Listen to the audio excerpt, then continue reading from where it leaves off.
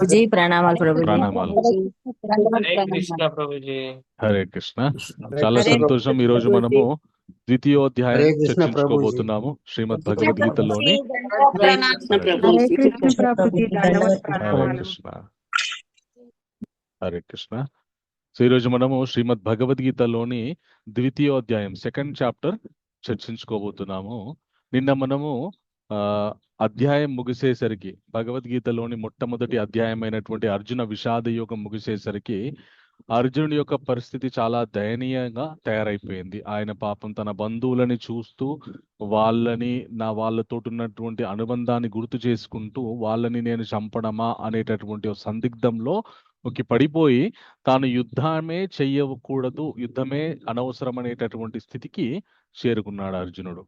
ఇది మనందరి మనుష్య పుట్టిన ప్రతి ఒక్కరి జీవితంలో ఇలాంటి పరిస్థితులు ఏర్పడుతూనే ఉంటాయి. ఏదో ఒక మనుష్య జీవితంలో ఏదో ఒక సమయంలో ఎప్పుడో ఒకప్పుడు ఒక సంక్లిష్టమైనటువంటి పరిస్థితిలో మనం చిక్కుకుంటాం. అలాంటి అప్పుడు మనం ఏం చెయ్యాలి, ఏ విధంగా ఆలోచించాలి, ఏం చేస్తే మనము ఆ సంక్లిష్ట పరిస్థితి నుండి బయటపడతాం అనేటటువంటి విషయం మనము ఈ రోజు అర్జునుడు చేయబోయేటటువంటి విషయం నుండి గ్రహించాలి.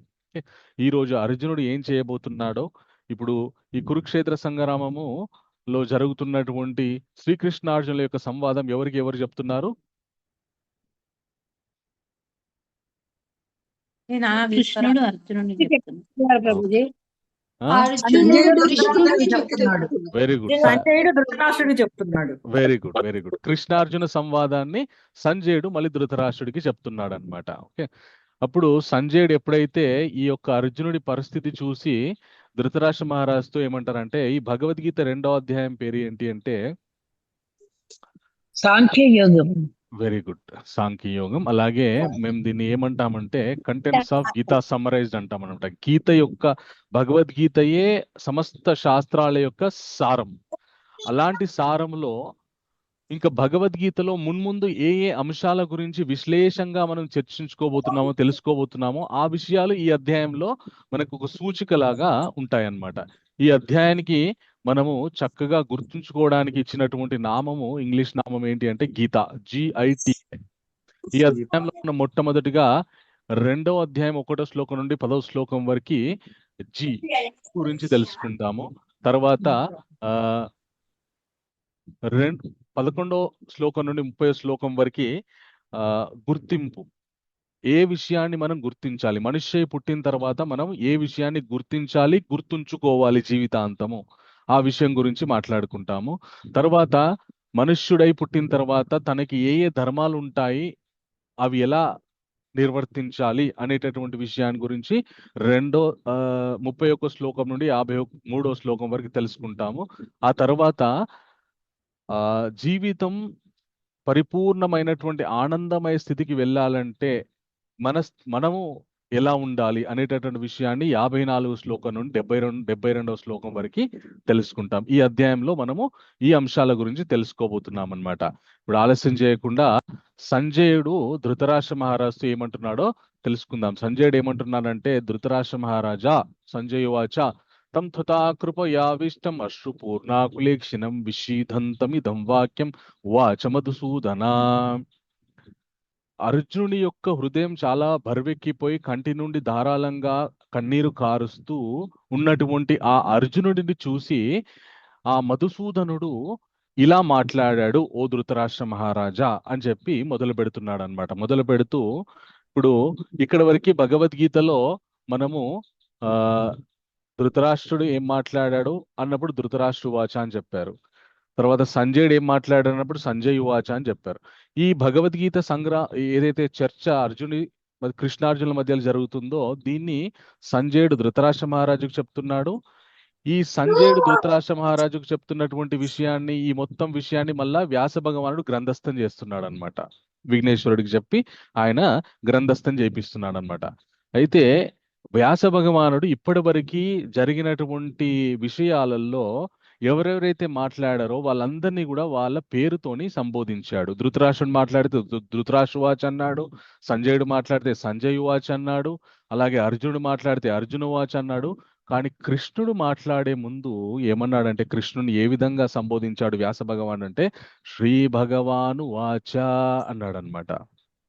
ఎందుకు కృష్ణ వాచ అని అనొచ్చు కదా, కృష్ణుని ఎందుకు భగవాన్ వాచ అని అనాల్సిన అవసరం ఏంటి?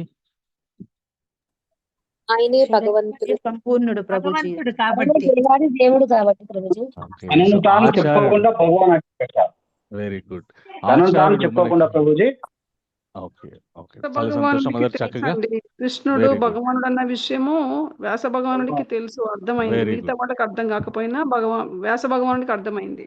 అర్థమైంది కాబట్టి ఆయన అందరికీ చెప్తున్నాడు అనమాట. భగవంతుడు అంటే కృష్ణుడు సామాన్యమైనటువంటి వ్యక్తి కాదు, ఆయన సాక్షాత్ భగవంతుడు. ఏతే చాంచ కల పుంసాం కృష్ణస్తు భగవాన్ స్వయం ఇంద్రారి వ్యాకులం లోకం మృడయంతి యుగే యుగే అని మనకి శ్రీమద్ భాగవతము నిర్ధారించిందనమాట.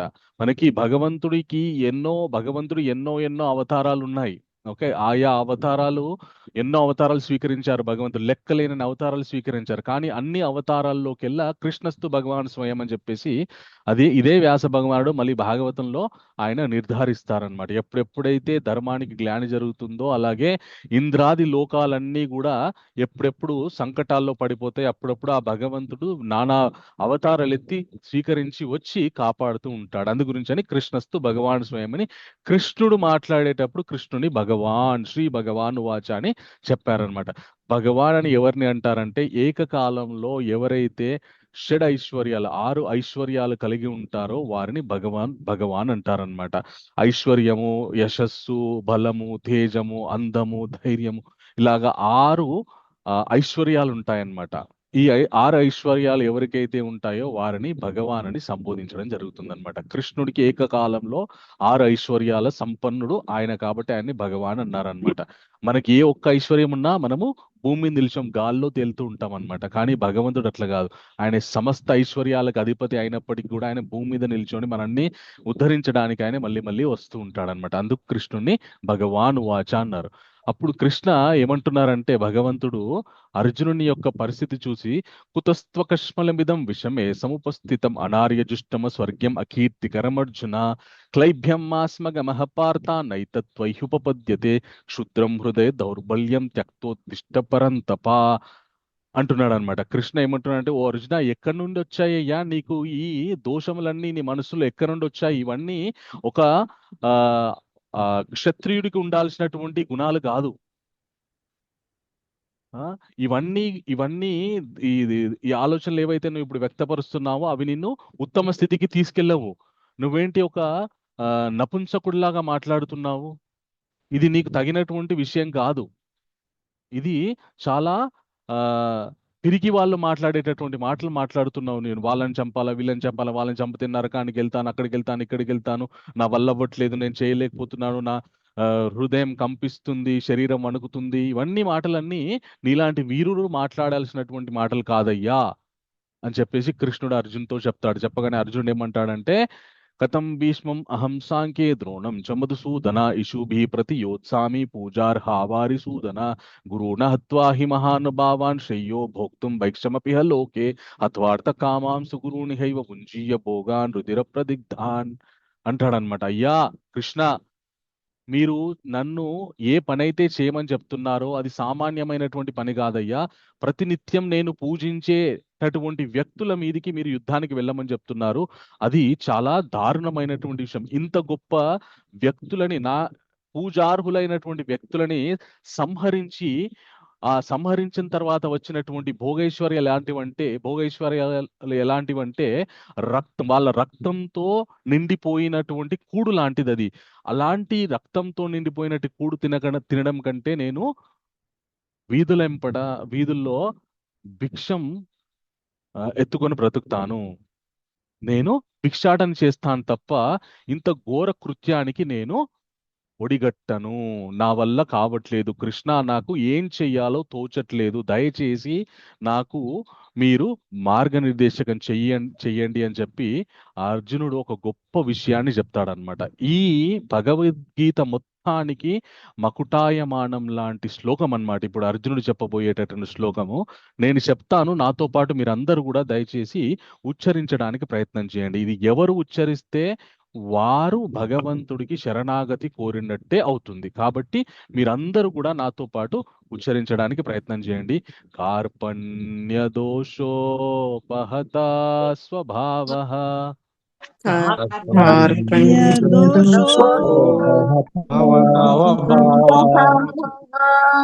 పృచ్ఛామి త్వాం ధర్మ సమ్మూఢచేతః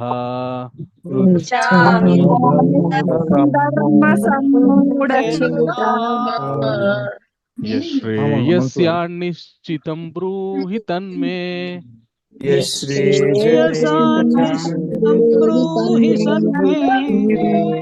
శిష్యస్తేహం షాధి మాం త్వాం ప్రపన్నం.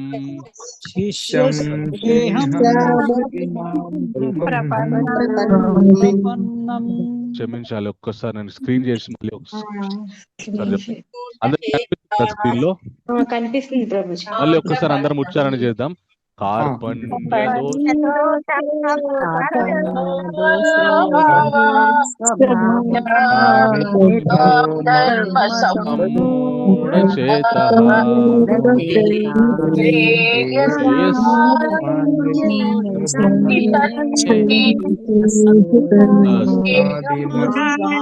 అధిమాం త్వాం ప్రపన్నం.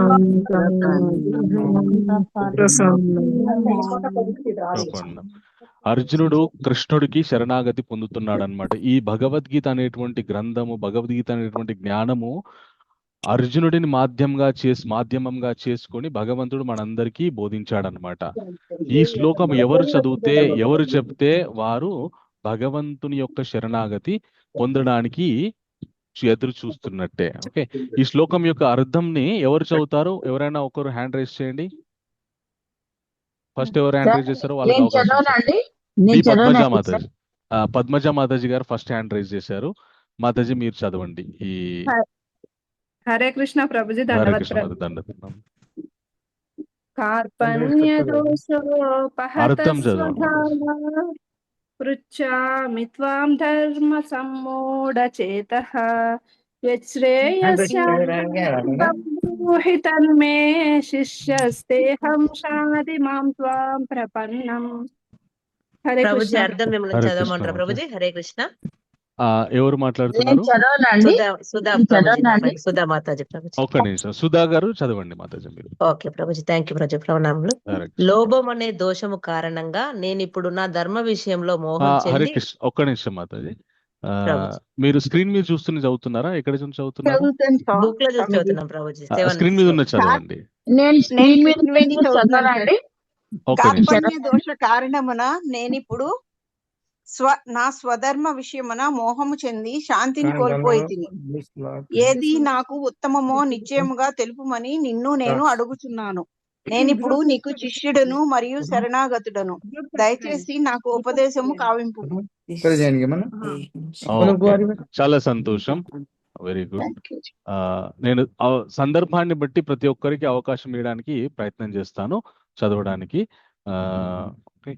ఇక్కడ అర్జునుడు తన యొక్క బలహీనతని ఒప్పుకుంటున్నాడు అనమాట. ఏమంటున్నాడంటే, నా లోపల ఉన్నటువంటి వివిధ దోషముల వల్ల నా ధర్మాన్ని నేను నిర్వర్తించలేకపోతున్నాను, శాంతిని కోల్పోయాను. ఇప్పుడు నేను మిమ్మల్ని నేను గురువుగా స్వీకరిస్తున్నాను, నన్ను మీరు శిష్యుడిగా స్వీకరించండి, నేను మీ శరణాగతి కోరుతున్నాను, దయచేసి నాకు ఏది ఉత్తమమో అది నాకు తెలపండి అని చెప్పేసి అర్జునుడు కృష్ణుడిని శరణాగతి కోరుతున్నాడు అనమాట. అయితే ఈ యొక్క సందర్భాన్ని, ఈ యొక్క విషయాన్ని బట్టి మనము ఏమర్థం చేసుకోవాలి అంటే, మన జీవితంలో కూడా ఎప్పుడైతే సంక్లిష్టమైనటువంటి పరిస్థితిలో ఉంటామో అప్పుడు ఒక ఉత్తమమైనటువంటి వ్యక్తిని ఆశ్రయించి ఆ వ్యక్తి యొక్క సూచనలు మనం తీసుకోవడానికి ప్రయత్నం చేయాలి. ఆ వ్యక్తి ఎలా అయి ఉండాలంటే, ఆయనకి చక్కటి ఆధ్యాత్మిక జ్ఞానం ఉండాలి. ఇప్పుడు ఇక్కడ అర్జునుడు కృష్ణుడిని గురువుగా స్వీకరించాడు. క్లిష్టమైనటువంటి పరిస్థితుల్లో మనం ఏం చేయాలి? శిక్ష గురువు లేదా దీక్ష గురువుని ఆశ్రయించాలి ప్రభుజీ. ఒక గురువుని మనం ఆశ్రయించాలి. ఆశ్రయించి వారి యొక్క సూచనలు మనము పాటించడానికి ప్రయత్నం చేయాలి. మన జీవితంలో ప్రతి స్థాయిలో మనకి ఒక గురువు ఖచ్చితంగా అవసరం. బాల్యావస్థలో ఉన్నప్పుడు స్కూల్లో ఉన్నటువంటి ఉపాధ్యాయులు ఎవరైతే ఉన్నారో వాళ్ళు మన గురువులు. తర్వాత కాలేజీకి వెళ్ళిన తర్వాత అక్కడ ఉన్నటువంటి లెక్చరర్స్ మన గురువులు.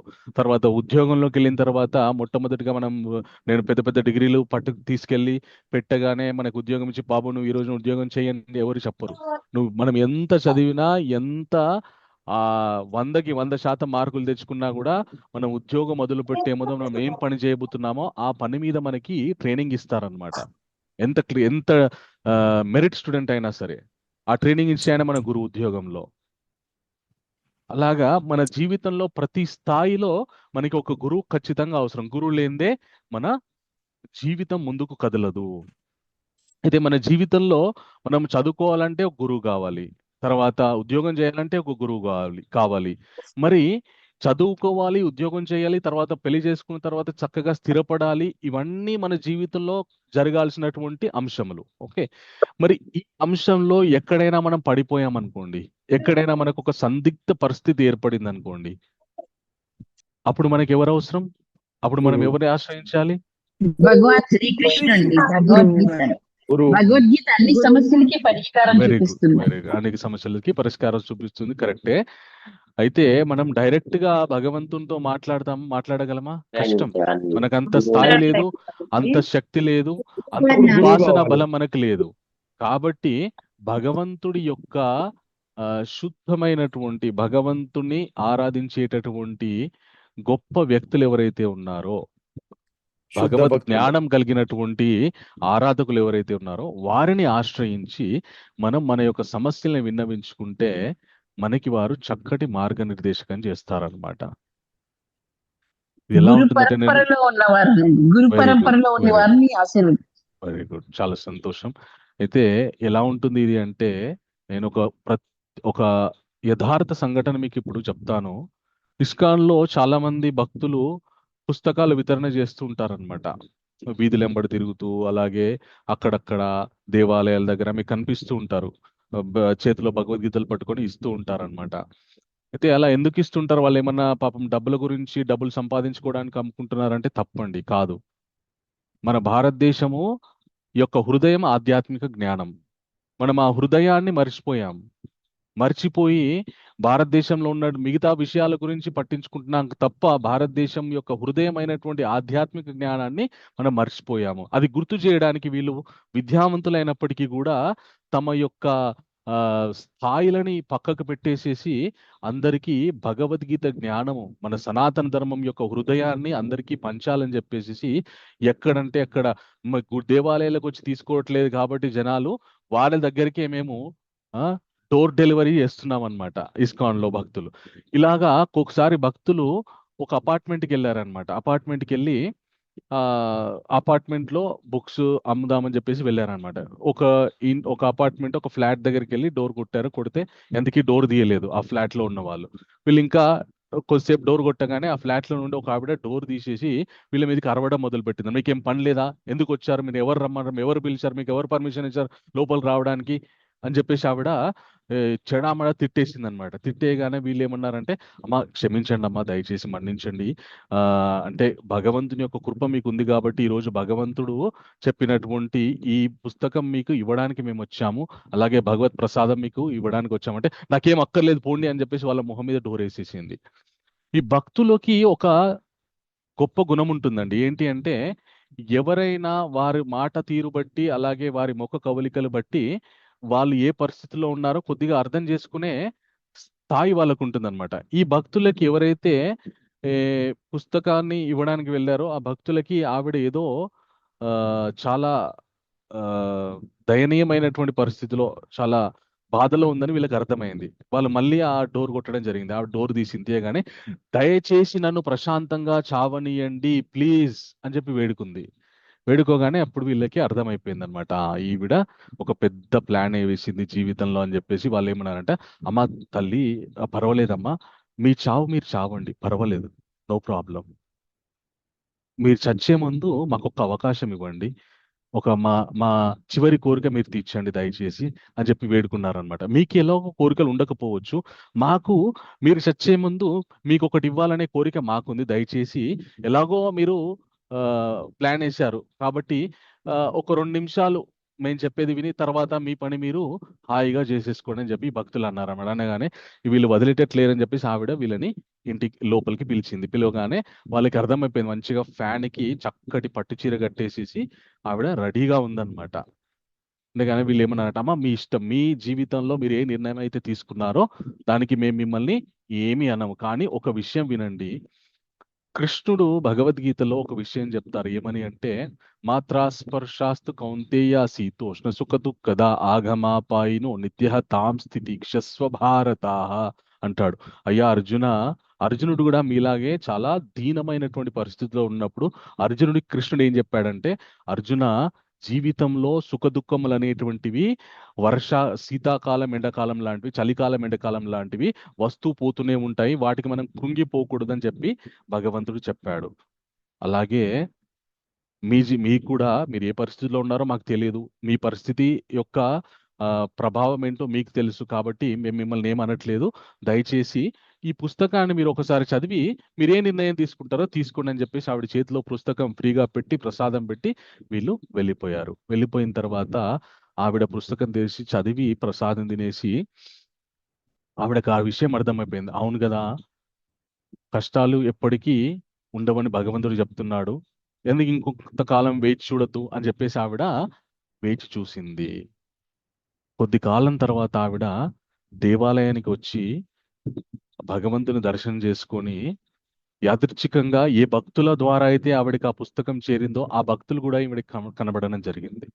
ఆవిడని వాళ్ళు చూసి వాళ్ళ కాళ్ళ మీద పడి, మీరు గనక ఆ రోజు వచ్చి ఉండకపోయి నాకు భగవద్గీత ఇచ్చి ఉండకపోయి ఉంటే నేను ఈ పాటికి నా డిఓడి వచ్చేది, నా డేట్ ఆఫ్ డెత్ వచ్చేది, నేను ఇప్పుడు మీ ముందట ఇలా నిల్చునేదాన్ని కానని చెప్పేసి ఆవిడ చెప్పింది అనమాట. అంటే భగవద్గీత ఎంత గొప్ప మానసిక ధైర్యాన్ని ఇస్తుంది మనుషులకి అనేటటువంటి విషయం మనం అర్థం చేసుకోవాలి ఇక్కడ.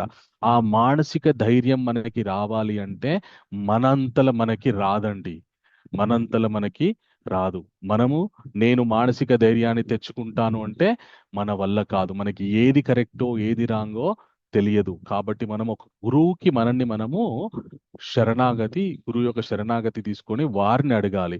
మళ్ళీ మనకు ఒక సంశయం రావచ్చు, అవునండి ఈ మధ్య చాలా గురువుకి మీరు శరణాగతి అవ్వమంటున్నారు, కానీ మార్కెట్లో 100 మంది గురువులు ఉన్నారు, ఎవరిని నమ్మితే ఎవరు మమ్మల్ని ఎలా ముంచుతారో మాకు తెలియదు.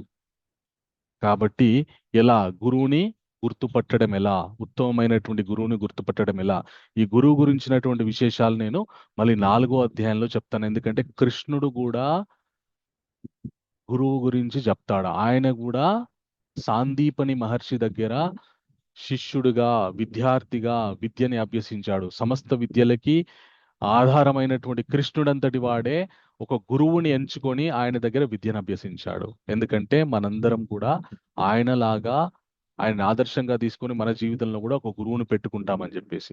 సో గురువు మనకి మన లోపల ఉన్నటువంటి శక్తిని ఆయన బయటకు తీస్తాడు. ఎలాగైతే రామాయణంలో సీతమ్మ తల్లి దగ్గరికి వెళ్ళాలి, లంకలో ఉందని తెలిసింది వానర సైన్యాన్ని మొత్తానికి, కానీ అక్కడి వరకు వెళ్ళడానికి ఎవరికి శక్తి లేదు, అందరూ ఆలోచిస్తున్నారు. అప్పుడు జాంబవాన్ వచ్చి అర్జునుడి స్వామి హనుమని పొగుడుతాడు. మనలో ఎవరి వల్ల సాధ్యం కాదు, కానీ మనలోనే ఒక వీరుడు ఉన్నాడు, ఆయనే స్వామి హనుమ తలుచుకుంటే అక్కడికి వెళ్ళి రాగలడు అని చెప్పేసి స్వామి హనుమకి అప్పటి వరకు హనుమకు కూడా తెలియదు, స్వామి హనుమకి కూడా తెలియదు తనకు అంత శక్తి ఉందని. జాంబవాన్ గుర్తు చేసినప్పుడు తెలుస్తుంది అనమాట. అలాగా మనం సంక్లిష్ట పరిస్థితిలో ఉన్నప్పుడు గురువు మనకి మన ఉన్నటువంటి శక్తిని ఆయన గుర్తు చేస్తాడనమాట. మనం జీవితంలో గెలవాలి అంటే గర్వంతో జీవితంలో గెలవమండి, గురువు యొక్క సావాసంతో జీవితంలో గెలుస్తాం.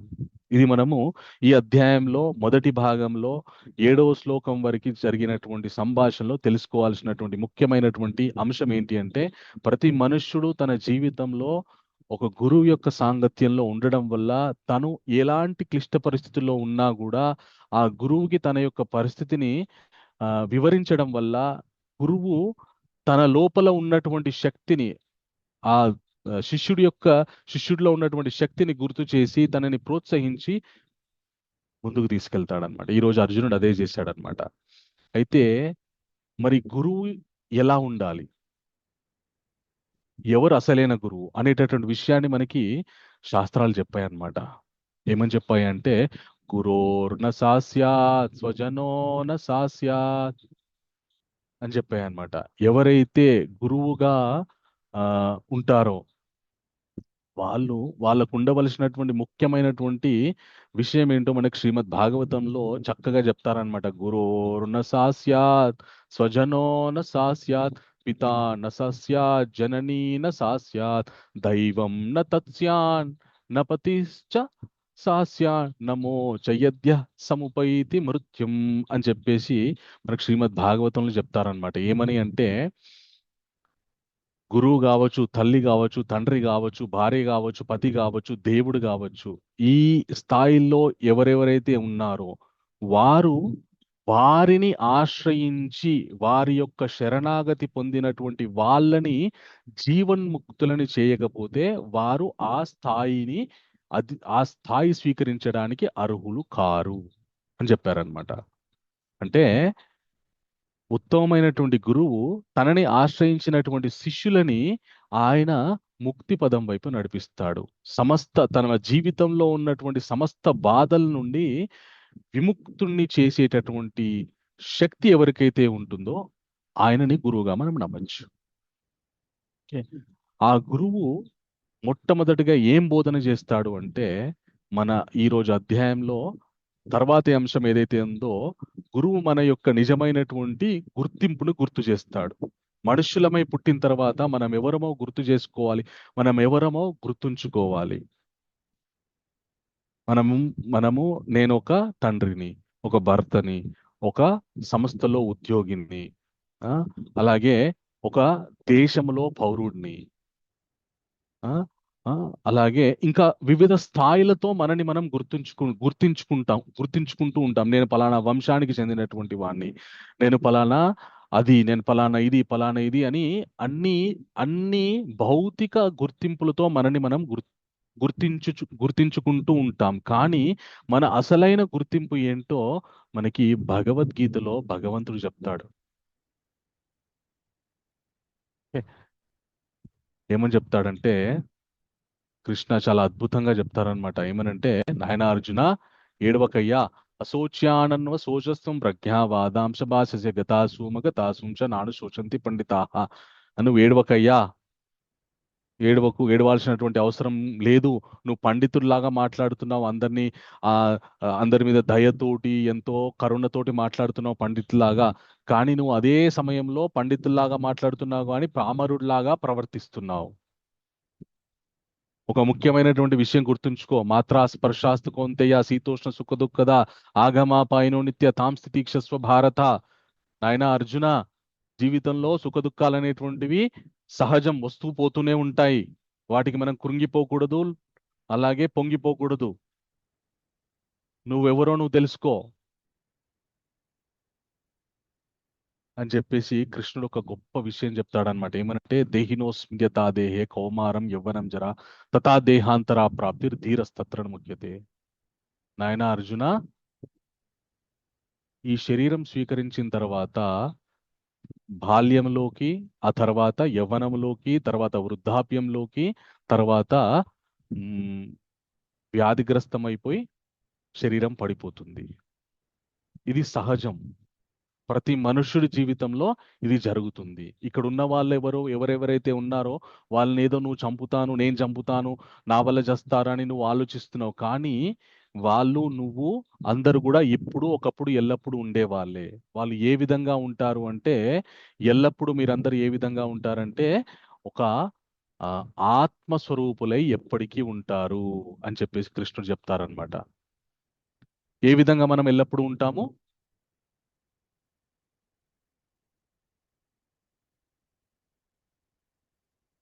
ఆత్మస్వరూపులమై ఉంటామండి స్వామీజీ, ప్రభుజీ. ఎప్పటికీ ఆత్మస్వరూపులమై ఉంటాం, అందరిలో ఉన్న ఆత్మని గ్రహించుకుంటాం. కృష్ణ ఏం చెప్తారంటే, శరణాగతి ప్రభుజీ. Yes. భగవంతుడు ఏం చెప్తారంటే వాసాంసి జీర్ణాని యథా విహాయ నవాని గృహణాతి నరోపరాణి తథా శరీరాన్ని విహాయ జీర్ణాని అన్యాని సంయాతి నవాని దేహి అని చెప్తారనమాట. మనకి ఈ అధ్యాయంలో 72 శ్లోకాలు ఉన్నాయండి. నేను అన్ని శ్లోకాలు చెప్పుకుంటూ వెళ్తే దాదాపు 3-4 గంటలు పడుతుంది. కాబట్టి నేను సాధ్యమైనంత వరకు ముఖ్యమైన అంశాలని చర్చించుకుంటూ ముందుకు వెళ్తున్నాను అనమాట. దయచేసి దాన్ని అర్థం చేసుకోండి.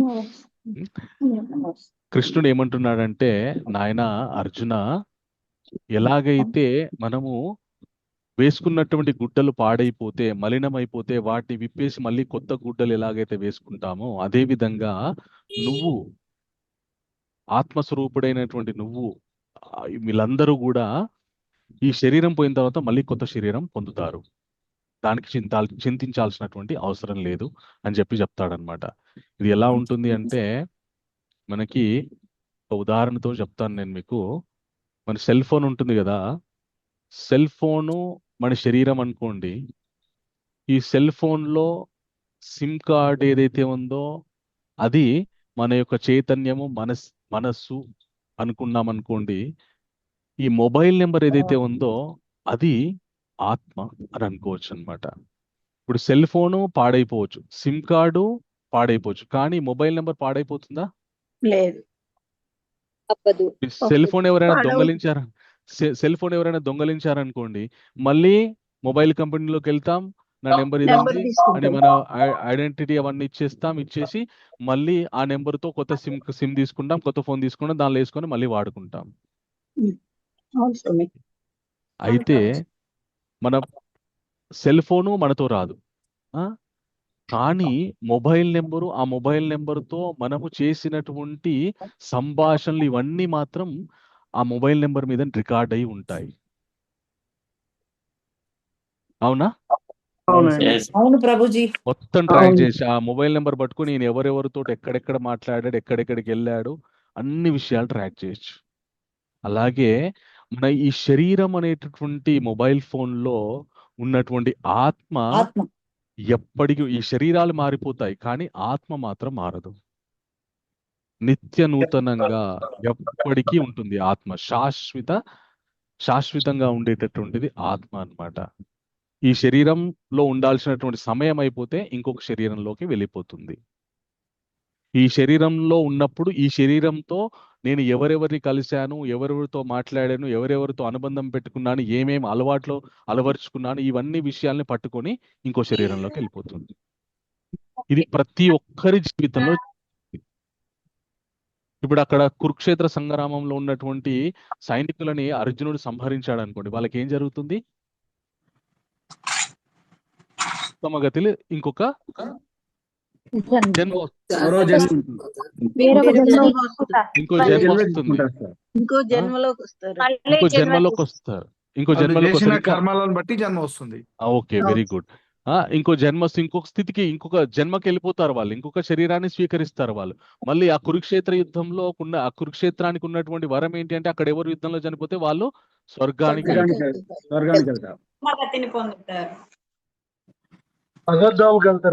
అది వెరీ గుడ్. ఓకే, అయితే మన సనాతన ధర్మంలో అతి ప్రాథమికమైనటువంటి ముఖ్యమైనటువంటి విషయం మనం ఏం తెలుసుకోవాలి అంటే, పునర్జన్మ ఉంది.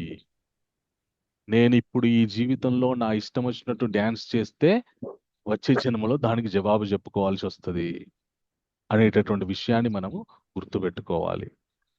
నా నిజమైనటువంటి గుర్తింపు ఈ శరీరం కాదు, ఈ శరీరం నేను ఏ వంశంలో పుట్టానో ఆ వంశం కాదు, నేను ఏ ఉద్యోగం చేస్తున్నానో ఆ పొజిషన్ కాదు, నేను ఏ పదవులు అనుభవిస్తున్నానో ఆ పదవులు కూడా నా గుర్తింపు కాదు. నా గుర్తింపు నేను ఆత్మస్వరూపిని అని చెప్పి గుర్తుంచుకోవాలి. మనం ఈ విషయాన్ని మనము చక్కగా గుర్తుంచుకోవాలి. అంటే మనకు ఒక అనుమానం రావచ్చు అండి, ఆత్మ అంటుంటారు, కనిపించదు, వినిపించదు, ఎలా నమ్మాలండి ఆత్మ అని, పునర్జన్మ ఉందని అని మనకు ఒక వాదన రావచ్చు. ఖచ్చితంగా వస్తుంది. ఎందుకంటే మనకు చిన్నప్పటి నుండి ఏబిసిడీలు నేర్పించారు కానీ ఆత్మ గురించి నేర్పించలేదు. కాబట్టి ఖచ్చితంగా మనకి సంశయం వస్తుంది. దీని మీద పాశ్చాత్య శాస్త్రవేత్తలు ఎన్నో పరిశోధనలు చేశారు. అయాన్ స్టీవెన్సన్ అని ఒక ఆయన గొప్ప శాస్త్రవేత్త, ఈయన సైకియాట్రిస్ట్. ఈయన కొన్ని వేల ప్రయోగాలు చేశారనమాట. కొన్ని వేల మందిని కలిసి ఈ పునర్జన్మ సిద్ధాంతం మీద గొప్ప పరిశోధన చేశారనమాట. పరిశోధన చేసి ఆయన పునర్జన్మ అనేటువంటిది ఉంది అని ఒక గొప్ప పుస్తకం రచించాడు. మీరు గూగుల్లో కొట్టండి, మీ మొబైల్లో గూగుల్ ఉంటే ఓపెన్ చేసి చూడండి, అయాన్ స్టీవెన్సన్ అని కొట్టండి. ఆయన పునర్జన్మ మీద చేసినటువంటి పరిశోధనలు ఇస్తాయి. సో ఆయన చాలా మంది వ్యక్తుల్ని కలిశారు. ఎవరిని కలిశారంటే, ఎవరికైతే పూర్వజన్మ యొక్క స్మృతులు గుర్తున్నాయో ఆ వ్యక్తుల్ని ఆయన కలవడం జరిగింది. వ్యక్తి అయితే మీకు యూట్యూబ్ లో ఉంటుంది, టీటూ సింగ్ అని ఉంటాడనమాట. ఈయన పూర్వజన్మలో ఒక మ్యూజియంలో పనిచేస్తుండేవాడు అనమాట. ఈయన ఢిల్లీలో ఒక ప్రాంతంలో మ్యూజియంలో పనిచేస్తుండేవాడు. ఆ మ్యూజియంలో పనిచేస్తున్నప్పుడు ఈయనకు ఆ మ్యూజియానికి సంబంధించిన రహస్యాలు తెలుసు. ఈయనకు ఒక షాప్ ఉండేదన్నమాట. అయితే ఈయన శత్రువులు ఎవరైతే ఉన్నారో వారు ఈయనని హత్య చేయడం జరిగింది. చేసిన తర్వాత ఆ హత్యలో ఆయన చనిపోయాడు. ఆయనకి కాల్చి చంపేశారని చనిపోయాడు. ఆయన చాలా సంపన్నుడు. చనిపోయిన తర్వాత కొద్ది కాలం తర్వాత ఆ వ్యక్తి మళ్ళా జన్మించాడు ఇంకొక ఊర్లో.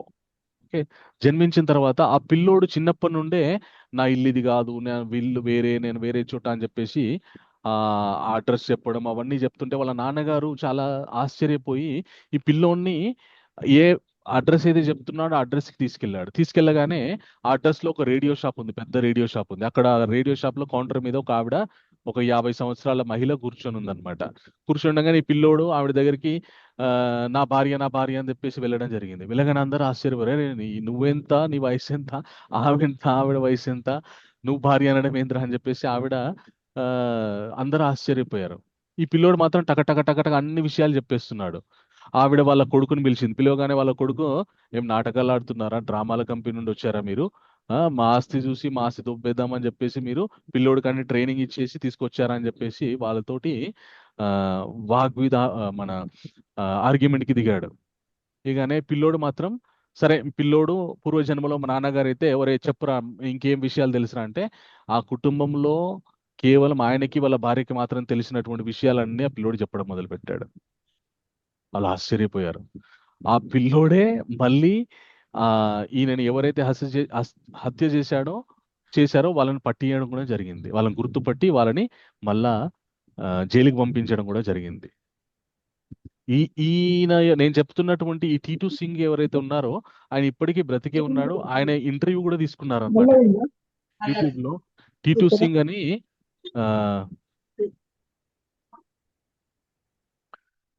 అని మీరు కొట్టండి యూట్యూబ్ లో, ఆయన ఇంటర్వ్యూ వస్తుంది. ఆయనకి ఏ విధంగా పూర్వజన్మ స్మృతులు గుర్తున్నాయి, అవన్నీ విషయాలు ఆయన ఇంటర్వ్యూలో చెప్పాడు. సో పునర్జన్మ అనేటువంటిది ఖచ్చితంగా ఉంది.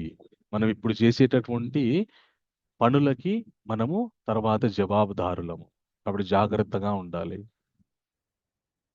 సో మనం ఒక 100 సంవత్సరాల తర్వాత మనం ఎక్కడ ఉండేవారమో మనకు తెలియదు. 100 సంవత్సరాల తర్వాత మనం ఎక్కడ ఉంటామో మనకు తెలియదు. ఇప్పుడు ప్రస్తుతం ఉన్నటువంటి వాళ్ళు మన పక్కలో ఎందుకున్నారు, మన చుట్టుపక్కల మనం ఎవరి మధ్యలో ఉన్నామంటే, ఆదిశంకరాచార్యుల వారు ఒక గొప్ప విషయం చెప్తారు. ఏమనంటే, రుణానుబంధ రూపేణ పశుపత్ని సుతాలయ రుణక్షయే మనము ఎవరెవరికైతే రుణపడి ఉన్నామో వాళ్ళ యొక్క రుణం తీర్చుకోవడానికి వాళ్ళ మధ్యలో ఉన్నాం మనము. ఎప్పుడైతే మనకి రుణం తీరిపోతుందో మనం అక్కడ నుండి వెళ్ళిపోతాము. మనకి ఇంకా వాళ్ళెక్కడో మనం ఎక్కడో. ఆ విషయాన్ని మనం గుర్తుకు పెట్టుకోవాలి. ఇది కృష్ణుడు అర్జునుడికి ఎందుకు చెప్తున్నాడంటే, వాళ్ళేం నీతోని ఎల్లకాలం రారు, నువ్వు వాళ్ళు అందరూ కూడా ఆత్మస్వరూపులే. జాతస్య హి ధ్రువో మృత్యుర్ ధ్రువం జన్మమృతస్య చ తస్మాద్ అపరిహార్యతే నత్వం శోచితుమర్హసి. పుట్టినవాడు గిట్టకమానడు, గిట్టినవాడు పుట్టకమానడు. కాబట్టి నువ్వు చింతించాల్సినటువంటి అవసరం లేదు. నీ ధర్మాన్ని నువ్వు పాటించు. జననము మరణం అనేటువంటిది అనివార్యము. కాబట్టి నువ్వు నీ ధర్మాన్ని నువ్వు పాటించు. మనుషులకు ఉన్నటువంటి ఒకే ఒక గొప్ప అవకాశం ఏంటి అంటే మనము ఈ ఈ శరీరం ఏదైతే ఉందో సామాన్యంగా రాలేదు. 84 లక్షల జీవరాశులు 84 లక్షల జీవరాశుల జన్మలు ఎత్తిన తర్వాత చిట్ట చివరిగా మనకి మనుష్య శరీరం వచ్చింది. అన్ని సృష్టిలో ఉన్నటువంటి అన్ని జీవుల కంటే కూడా ఉత్తమమైనటువంటి జీవి మనిషి. ఎందుకంటే ఏ జీవిని ఎలా వాడుకోవాలో ఈ మనుష్యుడికి తెలుసు. ఏ జీవిని ఎలా వాడుకోవాలో ఈ మనుష్యుడికి తెలుసు. వీడికి సౌకర్యవంతంగా అన్ని జీవరాశుల్ని మార్చుకుంటాడు. మరి భగవంతుడు మనకి మనుష్య జన్మ ఎందుకు ఇచ్చాడు అంటే మళ్ళీ ఈ పుట్టడం మరణించడం అనేటువంటిది ఏదైతే ఉందో చాలా ప్రయాసతో కూడుకున్నటువంటిది. ఇది మళ్ళీ మళ్ళీ దీనిలోకి ఈ చక్రంలోకి జన్మ మృత్యు జరా వ్యాధి అనే చక్రంలోకి మళ్ళీ పడకుండా ఉండే విధంగా మన జీవితాన్ని మార్చుకోవడానికి మనకి భగవంతుడు ఇచ్చినటువంటి ఒక అవకాశం అన్నమాట. మనకి శ్రీమద్ భాగవతంలో ఆత్మ ఉవాచ అని ఉంటుంది, జంతురువాచ అని ఉంటుంది అనమాట. మనము తల్లి గర్భంలో పిండ దశలో ఉన్నప్పుడు భగవంతుని వేడుకుంటామంట. ఏమని అంటే స్వామి ఇంకొక అవకాశం ఇవ్వండి, ఒక్క ఛాన్స్ ప్లీజ్, ఒక్క ఛాన్స్ ఇవ్వండి, ఇంకొక ఛాన్స్ ఇవ్వండి, మళ్ళీ నేను తల్లి గర్భంలోకి రాకుండా ఉండే విధంగా చూసుకుంటానని. ఎందుకంటే గర్భస్థ అవస్థ ఏదైతే ఉందో చాలా చాలా దారుణమైనటువంటిది అనమాట. మనుష్యుడు ఒక్కడు మాత్రమే మళ్ళీ పుట్టకుండా ఉండే విధంగా స్థితికి వెళ్ళగలడు. ఏ జీవరాశులు కూడా వెళ్ళరు. కొన్ని సందర్భాల్లో జంతువులు వెళ్ళే అవకాశం ఉంటుంది, కానీ అది రేరు. కానీ మనుషుడికి మాత్రం ఈ మనుష్య జన్మ మనకి ఎందుకు ఇచ్చారు అంటే ఇంకా ఇప్పటికైనా మళ్ళీ జన్మించకుండా ఉండే విధంగా బ్రతుకుతాడా లేదా అనేటటువంటిది. ఎందుకు మళ్ళీ జన్మించకుండా ఉండాల్సినటువంటి అవసరం ఉంది? బాగానే ఉంది కదా, ఇప్పుడంతా చక్కగా అనుభవిస్తున్నాము, రోజు 3 పూటలు తింటున్నాము, 2 పూటలు పడుకుంటున్నాము, హాయిగా ఉన్నాము, చక్కగా 3 బెడ్రూమ్ ఫ్లాట్ లో ఉన్నాము, లేదంటే మంచి విల్లాలో ఉన్నాము, బాగానే ఉంది కదండి జీవితం అని అనిపించవచ్చు. కానీ ఏదైనా ప్రమాదం జరిగినప్పుడు అప్పుడు ఎందుకు పుట్టాన్రా అనిపిస్తుంది. మనం ఉన్నటువంటి గృహాలు మీరు తెల్లారులేస్తే పేపర్లో చూడొచ్చు, హైదరాబాద్ వచ్చేసేసి వీళ్ళు మన నాలాకి దగ్గరగా ఉన్నారు, చెరువుకు దగ్గరగా ఉన్నారు అని చెప్పేసి ఉన్న ఫలంగా వితౌట్ నోటీస్ డెమాలిష్ ఇల్లు కూల్చేస్తారు. అప్పటి వరకు ఆప్యాయంగా నా ఇల్లు అనుకున్నవాడు తెల్లారితే ఇల్లు ఉండదు. నా వాళ్ళకున్న వాళ్ళు దారుణంగా మోసం చేస్తుంటారు. ఇలాగ ప్రతినిత్యం కూడా ఈ ప్రపంచంలో మనము దుఃఖానికి లోనవుతూనే ఉంటాము. కాబట్టి ఎంతమందికి ప్రశాంతంగా ఉండాలి, ఎప్పటికీ ప్రశాంతంగా ఉండాలి, శాశ్వతంగా ఆనందంగా ఉండాలని ఎంతమందికి అనిపించింది? ఎంతమందికి అనిపిస్తూ ఉంటుంది? ఎవరికి అనిపించదా?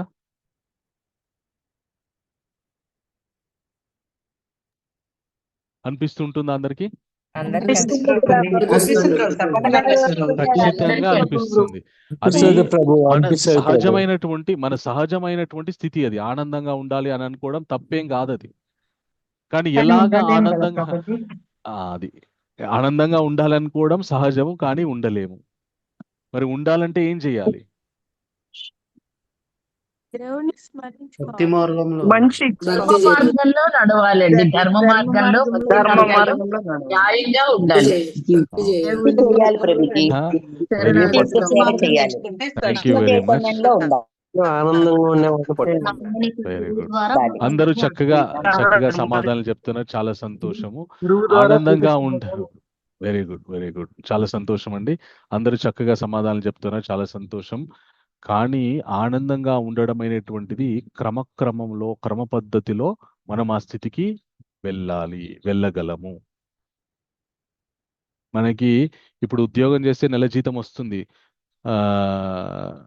ఆ ఉద్యోగం చేసి నెల జీతం సంపాదించుకోవాలంటే దాదాపు 15-18 సంవత్సరాలు కష్టపడితే మనకి ఈరోజు నెలకి జీతం వస్తుంది. మరి అలాంటిది జీవితంలో శాశ్వతంగా ఆనందంగా ఉండాలి అంటే ఎంత సాధన చేయాలి? ఆ సాధనలో మొట్టమొదటి సాధన ఏంటి అంటే మన ధర్మం ఏంటి దాన్ని తెలుసుకొని మనము పాటించడానికి ప్రయత్నం చేయాలి. ప్రతి మనుష్యుడికి రెండు ధర్మాలు ఉంటాయి. ఒకటి స్వధర్మము, ఇంకొకటి సనాతన ధర్మము. సో ఇప్పటివరకు మనము ప్రాథమికంగా మనుష్యుడు ఏ విషయాన్ని గుర్తుపెట్టుకోవాలో తెలుసుకున్నాము. నేను ఈ శరీరం కాదు, నేను ఆత్మని అనేటటువంటి విషయాన్ని తెలుసుకున్నాం. మరి నేను ఆత్మని అని తెలుసుకున్న తర్వాత, తన నిజమైనటువంటి గుర్తింపు తెలుసుకున్న తర్వాత, మరి నేను ఎందుకు ఈ శరీరంలోకి వచ్చి కష్టపడుతున్నాను, అప్పుడప్పుడు సుఖం అప్పుడప్పుడు కష్టం ఎందుకు పడుతున్నాను, ఎప్పటికీ సుఖపడాలి కదా, పడొచ్చు కదా, అలా ఉండొచ్చు కదా అని మనకు అనిపించవచ్చు. అలా ఉండాలి అంటే మనము ఏం చెయ్యాలో ఇప్పటి నుండి తెలుసుకుందాం.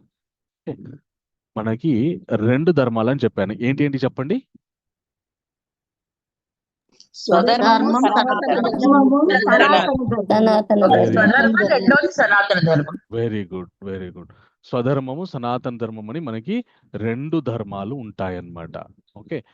అండ్ మనము ఏ అవి ఏంటో తెలుసుకుందాం. స్వధర్మం అంటే మనము ఒక ఆ సమాజానికో, ఒక ప్రాంతానికో, ఎక్కడో ఒక ఆ గుర్తింపు మనకు ఉంటుంది. ఓ తండ్రిగానో ఏదో ఒకటి మన మీద బాధ్యతలు ఉంటాయి. వాటిని ఆ నిర్వహించడం ఏదైతే ఉందో, వాటిని సక్రమంగా నిర్వహించడం ఏదైతే ఉందో అది స్వధర్మం. ఎట్ ద సేమ్ టైం మళ్ళీ అదే టైంలో మన స్వధర్మాన్ని పాటిస్తూ సనాతన ధర్మం కూడా మనము బ్యాలెన్స్ చేసుకుంటూ ఉండాలి. సనాతన ధర్మం ఏంటంటే ఆత్మ సనాతనమైనటువంటిది. ఎప్పటి నుండో ఆత్మకి జన్మ అనేటువంటిది ఎప్పటి నుండో ఉంది. ఆ ఆత్మ సాక్షాత్కార జ్ఞానం ఏదైతే ఉందో అది సాధన చేస్తూ నేను శరీరం కాదు ఆత్మను అనే తెలుసుకొని శాశ్వత ఆనంద స్థితికి వెళ్ళాలి అనేటటువంటి జిజ్ఞాసతోటి మనం ఉండాలి. దాన్ని సనాతన ధర్మం అంటారనమాట. మాకు ఈ ఒక్క ధర్మం పాటించడమే చాలా కష్టంగా ఉంది ఇన్ని రోజులు. ఇప్పుడు మీరు భగవద్గీత చదివితే ఈ మనం ప్రస్తుతం పాటిస్తున్నటువంటి ధర్మాల్లో ఇంకేదైనా సులభమైన విషయం చెప్తారనుకుంటే మీరు ఇంకో ధర్మాన్ని యాడ్ చేస్తే మేము ఎక్కడికి పోయేది, ఇంకొక బరువు మా మీద వేస్తున్నారు మీరు, ఇది ఎక్కడ పరిస్థితి అండి అని అనుకోకండి దయచేసి. ఎందుకు అంటే సనాతన ధర్మము మనం చేసేటటువంటి స్వధర్మాన్ని సక్రమంగా సరైనటువంటి భావనతోటి, సరైనటువంటి చైతన్యంతోటి చేస్తే సనాతన ధర్మము కూడా బ్యాలెన్స్ అవుతుంది. లేదా సనాతన ధర్మాన్ని మనము చక్కగా, సనాతన ధర్మం అంటే ఒక మతం అని మాత్రం అనుకోకండి దయచేసి. సనాతన ధర్మం అంటే పునర్జన్మ సిద్ధాంతాన్ని నమ్మి పునర్జన్మ ఉన్నది, మళ్ళీ మళ్ళీ జనన మరణ చక్రంలోకి చిక్కుకోకుండా ఉండే విధంగా జీవించాలి అనేటటువంటి విషయాన్ని బోధించేటటువంటి గొప్ప విజ్ఞానము అని తెలుసుకోండి. ఈ విషయాన్ని మనము ఎక్కువగా దీని మీద కనుక మనం ఎక్కువగా సాధన చేసామనుకోండి, ఈ స్వధర్మము చక్కగా ఉంటుంది. ఉదాహరణకి ఎలాగో చెప్తాను నేను. ఒక పొలిటీషియన్ ఉన్నాడు అనుకోండి, ఆయన నానా కుంభకోణాల్లో ఇరుక్కుపోయి ఉన్నాడు. చాలా లంచాలు అక్కడిక్కడ తీసుకొని అక్కడిక్కడ ఏదో ఒక బ్లాక్ మనీ పెట్టుకున్నాడు ఆయన దగ్గర. ఓకే.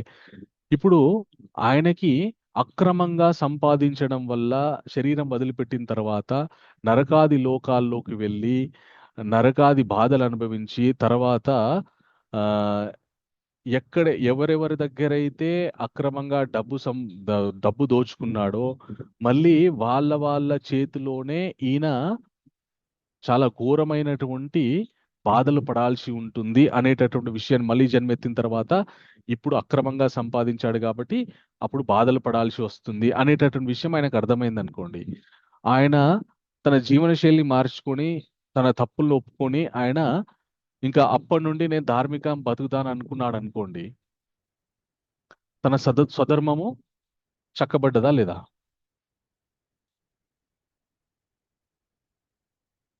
ఇప్పుడు ఒక దొంగ దొంగతనాలు ఎందుకు చేస్తూ ఉంటాడంటే వాడికి దొంగతనం చేస్తే ఎంత కఠినమైనటువంటి శిక్ష పడుతుందో సరైనటువంటి అవగాహన లేనంత వరకు దొంగతనాలు చేస్తుంటాడు. ఒకవేళ ఈ దొంగతనం చేసినాం అనుకోండి, చేతులు నరికేస్తారా అని అన్నాం అనుకోండి, మీరు పోయి వాడి చేతిలో 100 రూపాయలు పెట్టినా కూడా నాకు వద్దండి, నేను కష్టపడి సంపాదించుకుంటాను, బ్రతుకుతాను అంటాడు. అవునా? ఇప్పుడు జీవితంలో తెలుసుకోవాల్సినటువంటి సత్యం తెలుసుకున్న తర్వాత వాడి యొక్క సామాన్యమైనటువంటి జీవితం చక్కదిద్దబడిందా లేదా? సో భగవద్గీత మనకి ప్రత్యక్షంగా మనకి చాలా చాలా సరిగ్గా అర్థం చేసుకుంటే మన మన ప్రస్తుత జీవితాన్ని ఉద్ధరించుకోవడానికి ఎంతో ఉపయోగమైనటువంటి జ్ఞానాన్ని మనకు అందిస్తుంది అనమాట. మనం ఏదో సనాతన ధర్మాన్ని కూడా మనం పాటించాలి, ఆ సనాతన ధర్మాన్ని కూడా బ్యాలెన్స్ చేసుకోవాలి అనగానే ఇంకా మనం ఇంకెక్కడికో వెళ్ళేసి ఏదో చేయాల్సిన పని లేదు. మనం ప్రస్తుతం మనకు మీద ఉన్నటువంటి బాధ్యతలు ఏవైతే ఉన్నాయో వాటిని సరైనటువంటి ఆలోచన విధానంతో మనము నిర్వహించాలి. నిర్వహిస్తే అప్పుడు మనకి సనాతన ధర్మం కూడా బ్యాలెన్స్ అవుతుంది అనమాట. అందుకే కృష్ణుడు అర్జునుడితో చెప్తాడనమాట, ఏమని అంటే, నాయనా అర్జున, హతో వా ప్రాప్స్య స్వర్గం జిత్వా వా భోక్షసే మహిం తస్మాత్ ఉత్తిష్ట కౌంతేయ యుద్ధాయ కృత నిశ్చయ. నాయన ఈ యుద్ధం నువ్వు చెయ్యు, నీ ధర్మం అది, క్షత్రియుడి యొక్క ధర్మము. క్షత్రియులు చేయవలసినటువంటి ధర్మాల్లో యుద్ధం అనేటువంటిది ఒక ప్రధానమైనటువంటి ధర్మము. నీ ధర్మం నువ్వు చేసేటప్పుడు ఒకవేళ నువ్వు చనిపోయినా నువ్వు ఉత్తమ గతులు పొందుతావు, ఒకవేళ నువ్వు బ్రతికుంటే ఈ రాజ్యాన్ని పరిపాలిస్తావు. కాబట్టి నీ ధర్మాన్ని నువ్వు ఆచరించడంలో ఎక్కడా కూడా నీకు నష్టం అనేటువంటిది లేదు. కాబట్టి దయచేసి నీ ధర్మాన్ని నువ్వు పాటించయ్యా అని చెప్పేసి కృష్ణుడు అర్జునుడికి చెప్తాడనమాట. చెప్పి ఎలా పాటించాలి మరి ధర్మాన్ని? మనకు ఒక ఫేమస్ శ్లోకం ఉందన్నమాట. ఏమనంటే, కర్మణ్యేవాధికారస్తే, చెప్పండి ఎంతమందికి వచ్చి శ్లోకం? కర్మణ్యేవాధికరస్తు మా ఫలేషు కదాచన్.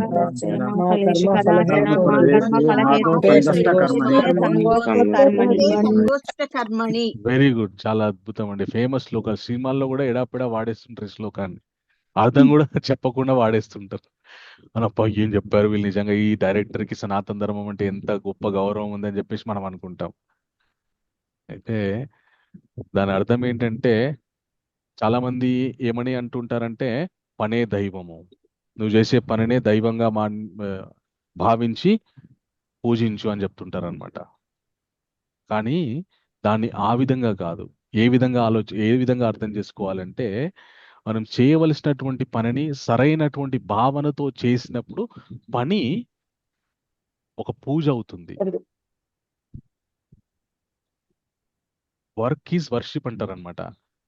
అంటే పనినే ఆరాధించాలి అంటుంటారు. కానీ work can be called as worship when it is done with proper consciousness అనేది చాలా మంది తెలుసుకోరు. అసలు మనం ఎందుకు పని చెయ్యాలి, ఎందు గురించి పని చెయ్యాలి? మనకి జన్మ వచ్చిందే రుణాలు తీర్చుకోవడానికి. ఈ రుణాల నుండి విముక్తుడు అవ్వడానికి మనం పని చేయాలి. అంతే తప్ప మళ్ళీ మళ్ళీ రుణానుబంధాల్లోకి వెళ్ళడానికి మనం పని చేయకూడదు. మళ్ళీ మళ్ళీ రుణానుబంధాల్లోకి వెళ్లకుండా ఉండే విధంగా పని ఏ విధంగా చేయాలి అంటే, నా ధర్మం ఏంటి, నేనేం చెయ్యాలి, అది నేను చేస్తాను, ఫలితము భగవంతుడు చూసుకుంటాడు. పని మన ఆధీనంలో ఉంది, ఫలితం భగవంతుడి ఆధీనంలో ఉంది. సో ఫలితం భగవంతుడి ఆధీనంలో ఉంది కాబట్టి, ఫలితం నా ఆధీనంలో లేదు కాబట్టి నేనెందుకు పని చేయడం అవసరమా? ఇప్పుడు కంపెనీలో జాబ్కి వెళ్ళామనుకోండి, మనం పని చేస్తాం, జీతం మనమే ఇచ్చుకోము, కంపెనీ యజమాని ఇస్తాడు. కాబట్టి డబ్బులు ఆయన దగ్గర ఉన్నాయి కాబట్టి ఆయన నాకు ఇస్తాడో లేదో మంత్ ఎండ్ తర్వాత, కాబట్టి పని చేయాల్సినటువంటి అవసరం ఏంది, ఏ నమ్మకం అని చెప్పేసి ఊరుకుంటున్నామా జాబ్ చేయడం? లేదు, చేస్తున్నాం జాబ్ నమ్మకంతో. అమ్మా ఇంకెక్కువ జీవితం ఇస్తాడేమో అని చెప్పేసి గాడిదలాగా పని చేస్తున్నాం. నెల తర్వాత ఈ నెల ఏమండి జీతం, నెక్స్ట్ మంత్ ఇస్తామా అన్నా కూడా పని చేస్తాం. అదే భగవంతుడు అదే చెప్పాడు అనుకో, సేమ్ యాజ్ ఇట్ ఈస్. మనకి ఒక సంస్థలో పనిచేస్తున్నప్పుడు జీతం ఇచ్చినా ఇవ్వకుండా ఇస్తాడనేటటువంటి నమ్మకంతో ఆశతోటి పనిచేస్తుంటాము. కానీ జీవితంలో మాత్రం మన ధర్మాల్ని మనం నిర్వర్తించడానికి ఆ ఫలితం వస్తేనే నేను చేస్తా, లేకపోతే నేను ఎందుకు చేయాలి అనే భావంతో ఉంటాం. భగవంతుడి విషయానికి వచ్చేసరికి ఫలితం వస్తేనే చేస్తా అనే భావంతో ఉంటాం. కాదు, భగవంతుడి దగ్గర కూడా అదే విధంగా ఉండాలి. స్వామి, నేను మనుషుడై పుట్టినందుకు నా మీద మీరు ఈ బాధ్యతలు పెట్టారు. నేను వీటిని సక్రమంగా నిర్వర్తించడానికి స్వశక్తితోటి, నా శక్తితోటి నేను ప్రయత్నం చేస్తాను. ఫలితం మీ ఇష్టం, మీరేమిస్తే అది అనే భావనతోటి మనం కర్మలను ఆచరించాలి. అలా ఆచరిస్తూ ఉంటే అప్పుడు మనకి గొప్ప స్థితిలోకి వెళ్తాం అనమాట. మనం ఏ స్థితి అంటే స్థిత ప్రజ్ఞత స్థితికి వెళ్తాం అనమాట. అలాగ నిష్కామంగా పనిచేస్తే అంటే నాకు ఫలితం ఏదొచ్చినా పర్లేదు, భగవంతుడు ఏది ఇచ్చినా పర్లేదు, నా ధర్మాన్ని, నా మీద ఉన్నటువంటి మొట్టమొదటి ధర్మం ఏంటి అంటే సనాతన ధర్మం. సనాతన ధర్మం అంటే ఏంటి అంటే నేను శరీరం కాదు, ఆత్మని, నన్ను నేను ఉద్ధరించుకోవాలి అంటే నా ధర్మాన్ని నేను చక్కగా నిర్వహించాలి. ఒకవేళ మన ధర్మాన్ని మనం నిర్వహించకపోతే కృష్ణుడు చెప్తాడనమాట అర్జునుడికి అధ్యాయం ఏమనంటే, నాయన నీ ధర్మాన్ని నువ్వు నిర్వహించలేదు, యుద్ధం చేయకుండా ఇక్కడ నుండి పారిపోయావు అనుకో, నిన్నందరూ కూడా అపకీర్తి పాలు చేస్తారయ్యా, నువ్వు నపుంసకుడివి, నువ్వు చేతగాని వాడివి అని నిన్ను నిందిస్తారయ్యా. ఒక గౌరవప్రదమైనటువంటి వ్యక్తికి అవమానమే మరణము.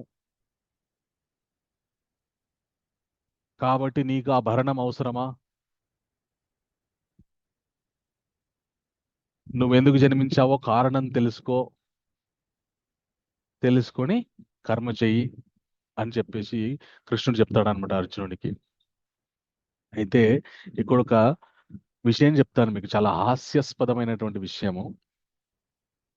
ఒకసారి కృష్ణుడి మీదికి జరాసంధుడు ఎవరంటే కంసుడి యొక్క మామగారు. కంసుని కృష్ణుడు చిన్నప్పుడే చంపిన తర్వాత జరాసంధుడు కృష్ణుడి మీద పగ పెంచుకున్నాడు అనమాట. దాదాపు 17-18 సార్లు కృష్ణుడి దగ్గరికి వస్తాడు సంహరించడానికి. 17 సార్లు కృష్ణుడు పారిపోతాడు తప్ప జరాసంధుని చంపడు. 17 సార్లు యుద్ధంలో పారిపోయినటువంటి వ్యక్తి నేను యుద్ధం చేయను అని యుద్ధ రంగంలో ఏడుస్తున్నటువంటి వ్యక్తికి ధైర్యం చెప్తున్నాడు అనమాట.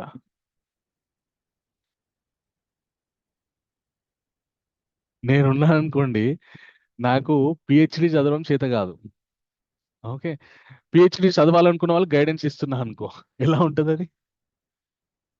ఫస్ట్ నువ్వు చదివినావు ఎప్పుడైనా అంటారా? అనరా? నువ్వు చదివితే నాయనా నువ్వు మాట్లాడు.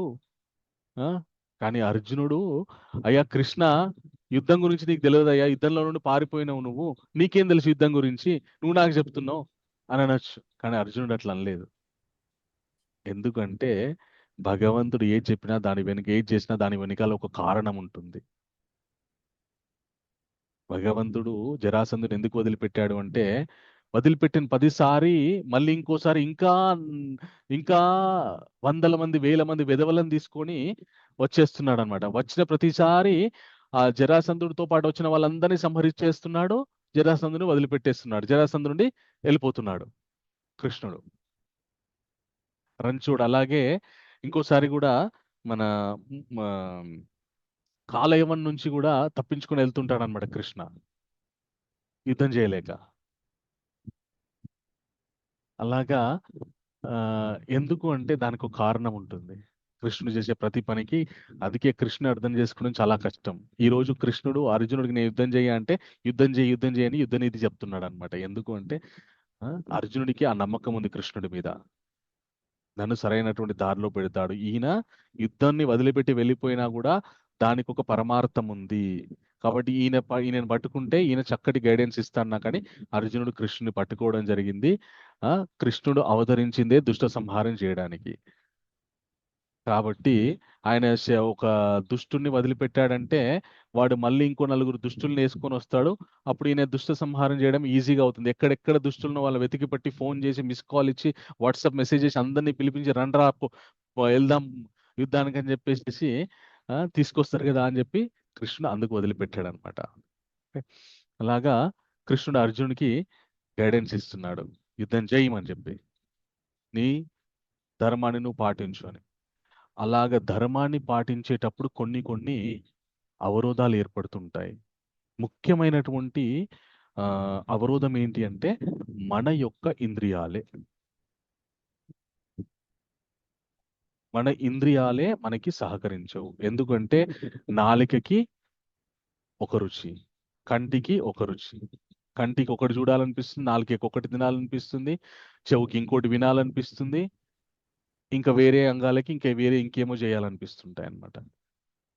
అవి కోరుకున్నటువంటి వాటికి మనం ప్రాధాన్యత ఇవ్వడం వల్ల మనం చేయాల్సినటువంటి కర్తవ్యాన్ని మనం వదిలిపెట్టాల్సినటువంటి పరిస్థితి ఏర్పడుతుంది.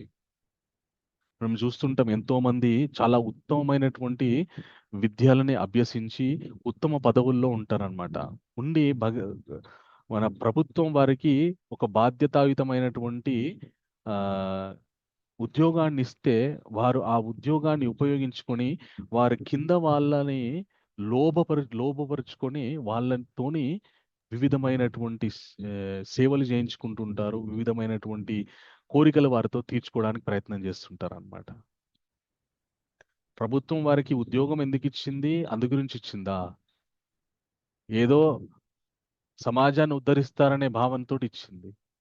ఆ కర్తవ్యాన్ని నిర్వర్తించాలి కదా. అలా కాకుండా అధికారాన్ని దుర్వినియోగం చేయడం, దానివల్ల ఏం జరుగుతుందంటే మళ్ళీ ఎక్కడో ఒక దగ్గర పట్టుబడతారు. తర్వాత ప్రమోషన్ కాదుగా డిమోషన్ డిస్మిస్ కూడా అయిపోతారు. మనుష్య జీవితంలో కూడా అలాగే ఉంటుంది. మన ఇంద్రియాలు మనల్ని ప్రతినిత్యం కూడా నాకు అది కావాలి ఇది కావాలని కోరుతూనే ఉంటాయి. వాటికి మనం ప్రాధాన్యత ఇస్తూ వెళ్తూ ఉంటే మనము చేయవలసినటువంటి కర్తవ్యాన్ని చేయలేము, కర్తవ్య భ్రష్టులం అయిపోతాం. మరి ఇంద్రియాలకి అసలు నాలుకండి రుచికరమైనటువంటి పదార్థాలు తినాలని అడుగుతుంది. మరి ఏం చేయాలి? ఎలాగా ఇంద్రియాలని కూడా మనం సుఖపెట్టుకోవాలి. అరే నాకంటూ కొన్ని కోరికలు ఉండయా? శరీరం అన్న తర్వాత నాకంటూ కొన్ని కోరికలు ఉండవా? కృష్ణుడు చెప్పాడు అనమాట, ఏమనంటే విషయావిని వర్తంతే నిరాహారస్య దేహిన రసవర్జం రసోప్యస్య పరం దృష్ట్వాని వర్తతే అని. మనకి ఎన్నో కోరికలు, ఎన్నో ఇవి వస్తూ ఉంటాయి. వాటిని మనం అధిగమించాలి అంటే ఆ వస్తున్నటువంటి కోరిక కంటే ఉత్తమమైనటువంటి కోరికని మనం ఆశ్రయించామనుకోండి, ఉత్తమమైనటువంటి రుచిని మనము ఆస్వాదించడానికి ప్రయత్నం చేశామనుకోండి, ఈ రుచి ఏదైతే ఉందో ఇది తగ్గిపోతుంది. ఉదాహరణకి ఒక వ్యక్తికి నేను స్వీట్ తినాలనిపించింది. ఓకే, ఆ వ్యక్తికి ఏదో కొద్దిగా చెరుకు రసం తాగాడు అనుకోండి, దానిలో కూడా స్వీటే ఉంటుంది. ఓకే, ఎప్పటికీ చెరుకు రసం తాగాలి అనిపిస్తుంది. అలాంటి వ్యక్తికి నేను నాయన ఇది దీనికంటే ఇంకా స్వీట్ తినిపిస్తానని ఒక గులాబ్ జామ్ తినిపించాను అనుకోండి, చెరుకు రసం కంటే అది ఇంకా టేస్టీగా ఉంటుంది.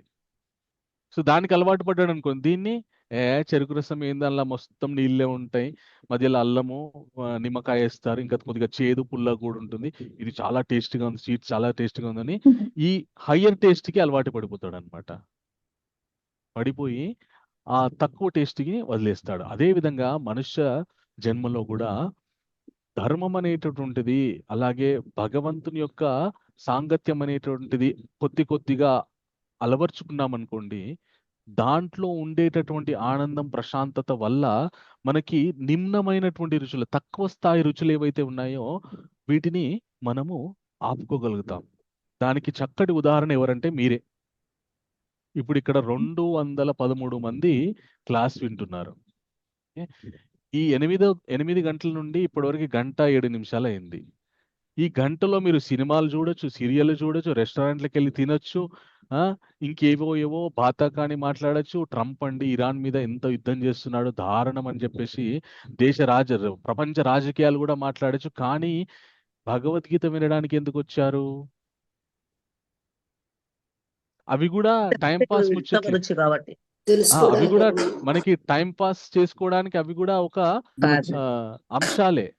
కానీ వాటికంటే కూడా భగవద్గీత తెలుసుకోవడం వల్ల జ్ఞానం లభిస్తుంది. జ్ఞానం లభిస్తే మనము జీవితంలో సరైనటువంటి నిర్ణయాలు తీసుకుంటాము, జీవితానికి ఎంతో ఉపయోగపడుతుంది అనేటటువంటి ఒక ఉత్తమమైనటువంటి అవగాహన మీకు ఉంది కాబట్టి ఆ తక్కువ స్థాయి టైం పాస్లన్నీ పక్కకు పెట్టేసి ఈ అతి ఉత్తమమైనటువంటి టైం మార్గం యూజ్ కి నేర్చుకుంటాం. మీరు వచ్చారనమాట. టైం పాస్ నుండి టైం యూజ్.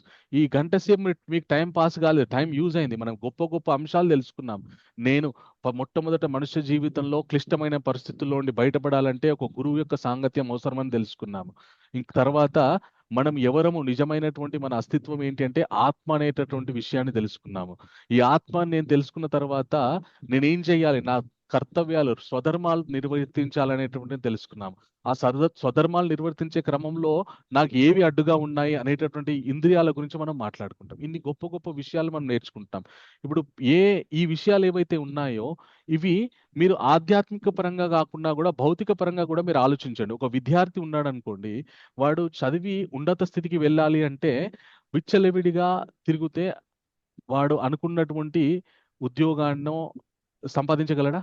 లేదు, లేదు కదా. చేయించలేదు.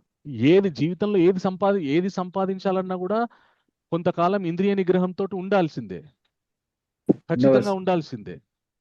ఓకే, మరి ఆ ఇంద్రియ నిగ్రహం ఎలా ఉంటుంది? నేను బలవంతంగా నా ఇంద్రియాలను నేను అణుచుకొని పట్టుకున్నాను అనుకోండి.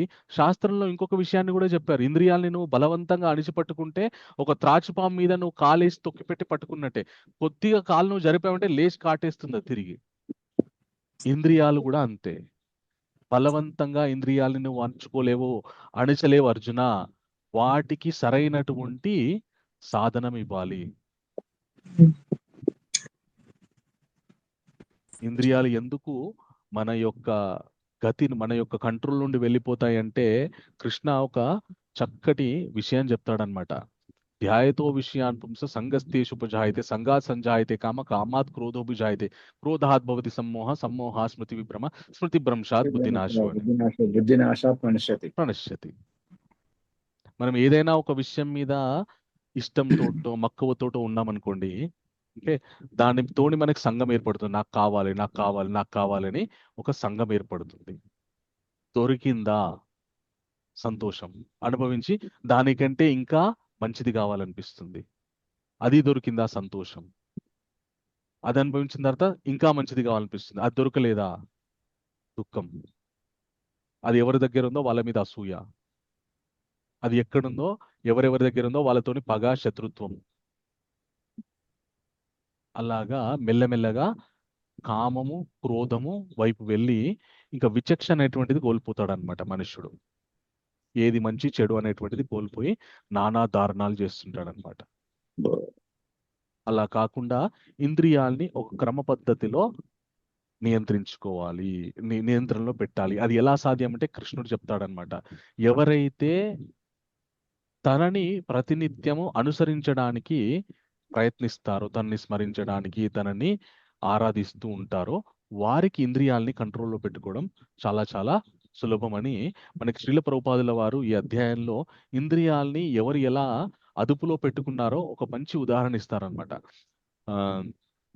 ఎంతమందికి దుర్వాసు మహర్షి తెలుసు? అంటే ప్రత్యక్షంగా పరిచయం లేకపోవచ్చు కానీ శాస్త్రాల్లో విన్నాం. నువ్వు వర్షస్థలం వెరీ గుడ్. ఆయన భృగు మహర్షి అనమాట. దుర్వాసు మహర్షి సాక్షాత్ రుద్రాంశ. ఈయన ఒకసారి అంబరీష మహారాజ్ అని ఒక గొప్ప భక్తుడు, ఆయన భగవంతుడికి, ఆయన దగ్గరికి వెళ్తాడు. ఎందుకు వెళ్తాడంటే ఆతిథ్యం స్వీకరించడానికి వెళ్తాడనమాట. ఆయన ఏకాదశి రోజు ఉపవాసం ఉండి ద్వాదశి రోజు ప్రసాదం భోజనం చేయడానికి ఈ అంబరీష్ మహారాజ్ దగ్గరికి వెళ్తాడు.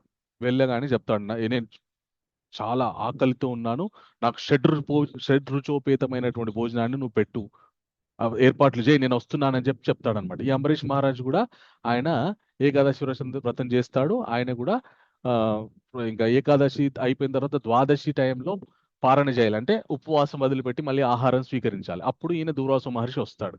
రాగానే అబ్బా గొప్ప మహర్షి వచ్చాడు మా ఇంటికి. ద్వాదశి రోజు ఎవరినైనా గొప్ప వ్యక్తులను ఇంటికి పిలిచి భోజనం పెడితే అది కొన్ని కోట్ల ఫలితాలను ఇస్తుంది అనమాట. అనంతమైనటువంటి ఫలితాలను ఇస్తుంది. అలాంటిది ఈ రోజు నా ఇంటికి దుర్వాసు మహర్షి వచ్చారు, నేను చక్కగా ఆయనకి భోజనం ఏర్పాటు చేయాలని చెప్పేసి ఆయన నానా రకాలైనటువంటి పదార్థాలు చేపిస్తాడు. ఆయన వచ్చేంత వరకు ఎవరైనా అతిథి మన ఇంటికి వచ్చారనుకోండి, వాళ్ళు తినకముందే మనం తినేసి తింటే వాళ్ళు ఏమనుకుంటారు, వారిని నన్ను ఎందుకు పిలిచాడు ఈ మాత్రం దానికి అని అనుకుంటారు కదా. కాబట్టి ఆయన వచ్చేంత వరకు వెయిట్ చేస్తూ ఉంటాడు. వెయిట్ చేస్తుంటే ఆయన ఏమో ఎంతకి రాడు. ఆయన స్నానం చేస్తూ నది దగ్గర స్నానం చేస్తూ చేస్తూ చేస్తూ చాలా సమయం అయిపోతుంటది అనమాట. ద్వాదశి రోజు ఒక నిర్దిష్టమైనటువంటి సమయం ఉంటుంది. ఆ సమయంలోనే మళ్ళీ పారణ చేయాలి.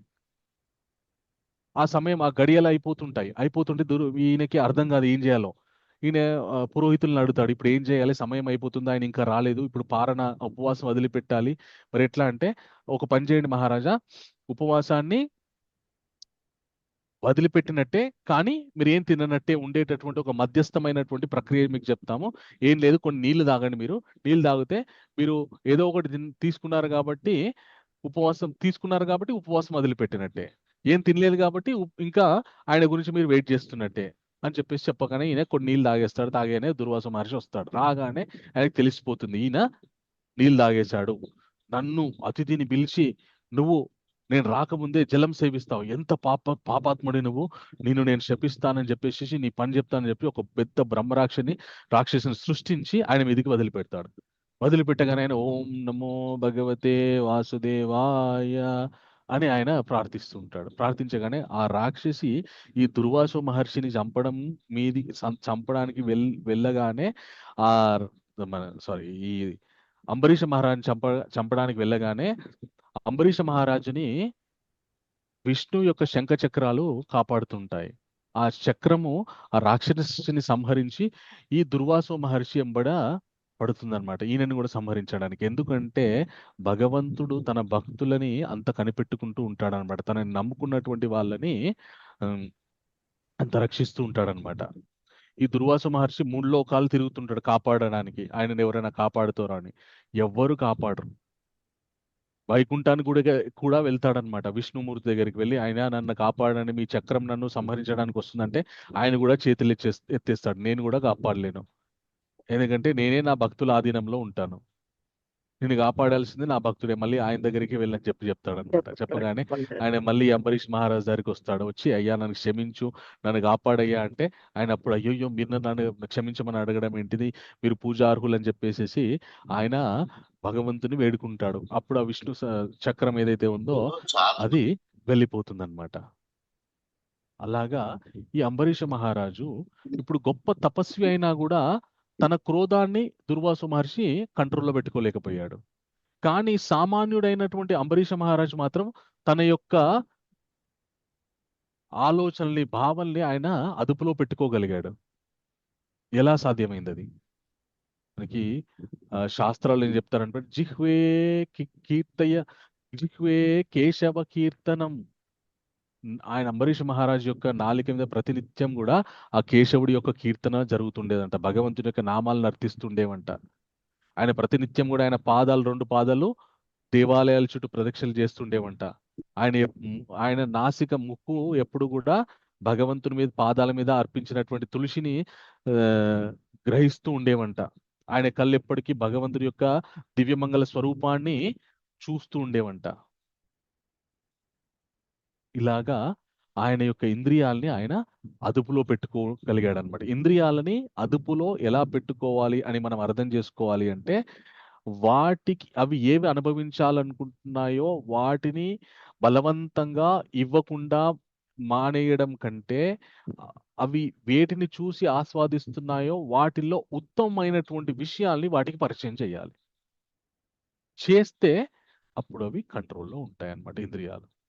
మనకి మున్ముందు ఇంకా ఇంద్రియ నిగ్రహం గురించి చాలా గొప్ప విషయాలు వస్తే అప్పుడు ఇంకా తెలుసుకున్నాం. అలాగా ఎప్పుడైతే ఇంద్రియ నిగ్రహంతో ఉంటాడో మనుషుడు, అప్పుడు ఆయన గొప్ప స్థితికి వెళ్తాడనమాట. ఏష బ్రాహ్మి స్థితి పార్థ నైనం ప్రాప్యావిముహ్యతి స్తవ్యస్యమంత్య కాలోపి బ్రహ్మ నిర్వాణం రక్షతి అని చెప్తాడనమాట. ఎవడైతే అలా స్థిత ప్రజ్ఞతతో ఉంటూ ఇంద్రియ నిగ్రహంతో ఉంటాడో వాడు శాశ్వతమైనటువంటి ఆనందానికి అర్హుడు అని చెప్తాడన్నాడు భగవంతుడు. కృష్ణుడు ఒక గొప్ప విషయం చెప్తాడు. ఏమని అంటే, ప్రసాదే సర్వ దుఃఖానాం హానిర్ అస్యుపజాయతే ప్రసన్న చేతసో హ్యసు బుద్ధి పర్యవతిష్టతే అని చెప్తాడు. ఎవడి బుద్ధి అయితే ప్రతినిత్యం నాతో అనుసంధానమై ఉంటుందో వాడికి వాడి జీవితంలో వాళ్ళ జీవితంలో సమస్త విషయములు కష్టములు కూడా ప్రసాదాల్లాగా గోచరిస్తాయి అని చెప్తాడనమాట భగవంతుడు. సమస్త కష్టాలు ఎవరికి ప్రసాదాల్లాగా గోచరిస్తాయి చెప్పండి? ఎవరైతే వాళ్ళ యొక్క ఆత్మ బుద్ధి భగవంతునిపై నిలుస్తారో వాళ్ళది. ఓకే, భగవత్ జ్ఞానంతో ఎవరి బుద్ధి అయితే అనుసంధానం అవుతుందో, ఈ అధ్యాయంలో కృష్ణుడు అర్జునుడికి ఏమని చెప్తాడంటే, నాయనా నువ్వు బుద్ధి యోగాన్ని నేర్చుకో అని చెప్తాడనమాట కృష్ణుడు అర్జునుడికి. ఓకే, ఆ బుద్ధి యోగం అంటే ఏంటి అంటే, మన బుద్ధిని భగవంతుని యొక్క భక్తితో అనుసంధానం చేస్తే అప్పుడు మనకి సమస్త దుఃఖములు క్లేశములు కూడా సుఖముల్లాగా అయిపోతాయి అని చెప్పేసి భగవంతుడు చెప్తాడనమాట. దీన్ని ఏ విధంగా అర్థం చేసుకోవాలి అంటే, ఉదాహరణకి మీకు ఒక సమస్య ఉందనుకోండి, సమస్యకి పరిష్కారం ఉంటే మీరు బాధపడతారా, సంతోషిస్తారా? ఒకవేళ ఆ సమస్యకి పరిష్కారం లేదనుకోండి, అప్పుడు బాధపడతాం. అంతే కదా. సమస్యకి పరిష్కారం లేకపోతే మనం బాధపడతాం, పరిష్కారం ఉంటే మనం బాధపడం, సంతోషిస్తాం. అలాగే మనకు జీవితంలో ఉన్నటువంటి అన్ని సమస్యలకి ఒక సమాధానం దొరుకుతుంది. ఆ సమస్యలు ఎక్కడి నుండి వస్తున్నాయి, నేను ఏ విషయాలు మర్చిపోవడం వల్ల ఈ సమస్యలు ఏర్పడుతున్నాయి అనేటటువంటి విషయం మనకి అవగాహన వస్తుంది. మనము శరీరంకి వ్యాధి వచ్చిందని డాక్టర్ దగ్గరికి వెళ్ళినాం అనుకోండి, ఆయన ఏం చేస్తాడంటే అన్ని రిపోర్ట్లు తీపిస్తాడు. హరే కృష్ణ, దయచేసి మాట్లాడు. ఆయన అన్ని రిపోర్ట్లన్నీ తీపిస్తాడు. ఎందుకు తీపిస్తాడంటే సోర్స్ ఎక్కడి నుండి ఏం జరిగింది, శరీరంలో ఏమన్నా బ్యాక్టీరియా జరిగిందా, లేదంటే ఏదైనా తక్కువైందా అని అన్ని చూస్తాడు. సోర్స్ ఎందువల్ల ఈయన బాధపడుతున్నాడు, ఈయన అనారోగ్యం పాలయ్యాడు అనే విషయాన్ని కనుక్కొని దానికి మందేస్తాడు అనమాట. అలాగే మన జీవితంలో కూడా వచ్చేటటువంటి సమస్యలు ఏవైతే ఉన్నాయో ఎక్కడి నుండి వస్తున్నాయి, ఎందుకు వస్తున్నాయి అనే విషయం మనకు అర్థమై దాన్ని మనం రిపేర్ చేసుకునే విధంగా మనకి మన యొక్క జ్ఞానం పెంపొందుతుంది అనమాట. అది మనకి భగవంతుడు భగవద్గీత ద్వారా మనకి నేర్పించబోతున్నారు అనమాట. అది ఎలాగో మనం క్రమక్రమంగా తెలుసుకుంటాం. ఇప్పుడు ఈరోజు అర్జునుడికి తన స్వధర్మాలు 2 ధర్మాలు నువ్వు నిర్వర్తించాలయ్యా అని చెప్పేసి స్వధర్మము సనాతన ధర్మం గురించి చెప్పి అలాగే మన మనుషులు అంటే నీ కర్తవ్యాన్ని నిర్వర్తించు, ఫలితాన్ని మాత్రం ఆశించకు అని చెప్పేసి ఈ ఆశించకని చెప్పేసి ఒక ఏమంటారు స్థితప్రజ్ఞతతో ఉండేటటువంటి, అంటే కుంగిపోకుండా ఉండేటటువంటి ఒక మధ్యస్థమైనటువంటి ఎప్పటికీ సంతృప్తిగా ఉండేటటువంటి ఒక స్థితి గురించి కృష్ణుడు ఇక్కడ అర్జునుడికి చెప్పడం జరిగింది. ఓకే, ఈ స్థితికి వెళ్ళాలంటే ఇంకా ఎన్నో ప్రాథమికమైనటువంటి అంశాలు ఉన్నాయి. ఇంకా కొన్ని మనుష్యుడై పుట్టిన తర్వాత మెల్లమెల్లగా స్టెప్ బై స్టెప్, ఇప్పుడు మనం పిహెచ్డి చేయాలంటే ఎల్కేజీ నుండి స్టార్ట్ పెట్టాలి. డైరెక్ట్గా పిహెచ్డికి వెళ్తే సిటిఆర్ మనం ఎంతో పరిశోధన చేయాలి, మనం ఎన్నో సబ్మిట్ చేస్తే అప్పుడు మనకి పిహెచ్డి ఇస్తారు అనమాట. మొట్టమొదటి ఎక్కడి నుండి మనం మొదలు పెట్టాలి అనేటటువంటి విషయాల్ని, అసలు ఈ కర్మలు ఏ విధంగా చేయాలి, స్వధర్మాన్ని మనం బ్యాలెన్స్ చేసుకోవాలి సనాతన ధర్మంతో పాటు అని మనం తెలుసుకున్నాము.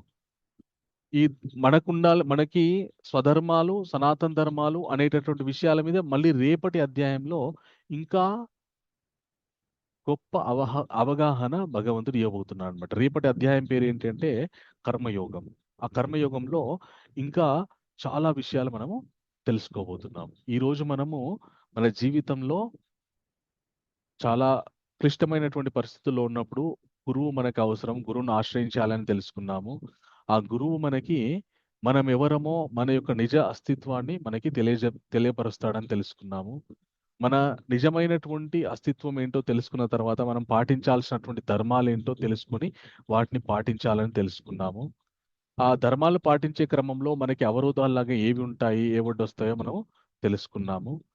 అలాగా మనము మన ధర్మాల్ని పాటిస్తూ చక్కగా స్థితప్రజ్ఞతతో ఉంటే శాశ్వతమైనటువంటి ఆనంద స్థితికి వెళ్తాము అనేటటువంటి విషయాన్ని తెలుసుకుందాం. ఏ మనుషుడైనా కూడా జీవితంలో ఎప్పుడూ దుఃఖపడాలని ఆలోచించడు, సుఖపడాలనే ఆలోచిస్తాడు.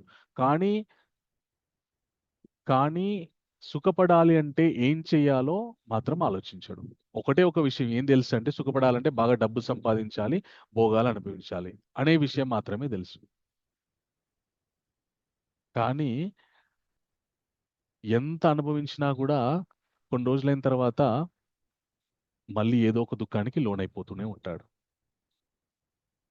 డబ్బులు చాలా ఉంటాయి,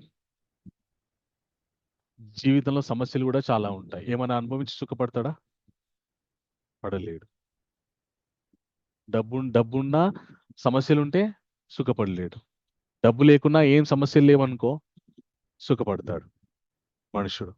అలాగా శాశ్వతమైనటువంటి ఆనందం పొందాలి అంటే ఎలాంటి జ్ఞానాన్ని, మనుషుడు ఏ విధంగా ఉండాలి అనేటటువంటి విషయాల్ని మనం ఈరోజు తెలుసుకున్నాం. రేపు ఇంకా అద్భుతమైనటువంటి విషయాలు. అసలు మనుష్య జీవితంలో అందరికీ ఒక ప్రశ్న ఉంటుంది. ఏమని అంటే, ఆ నేను ఎంతో మంచిగా ఉన్నానండి, చాలా ధార్మికమైనటువంటి జీవితాన్ని గడుపుతున్నాను, అయినా కూడా నా జీవితంలో దీనికి లోటు ఉంది, దానికి లోటు ఉంది, నాకు సరైనటువంటి ఇవి లేవు, అవి లేవు అని మనకు అనిపిస్తుంటుంది. ఎందుకు మనకి లోటుపాట్లతో ఉన్నటువంటి జీవితం గడుపుతున్నాం మనము? ఆ లోటు లేకుండా ఉండాలి అంటే మనం ఏం చేయాలి? మన జీవితంలో దేనికి లోటు లేకుండా ఉండాలి అంటే మనం ఏం చేయాలి అనేటటువంటి విషయాలతో రేపటి అధ్యాయం అద్భుతంగా ఉంటుంది. కర్మయోగం మొదలవుతుంది. సో రేపు మళ్ళీ మనము 8 గంటలకి కలుసుకుందాము కర్మయోగం గురించి చర్చించుకోవడానికి. ఈరోజు ఈ సాంఖ్య యోగంలో ఏమైనా ప్రశ్నలు ఉంటే ఇప్పుడు అడగవచ్చు.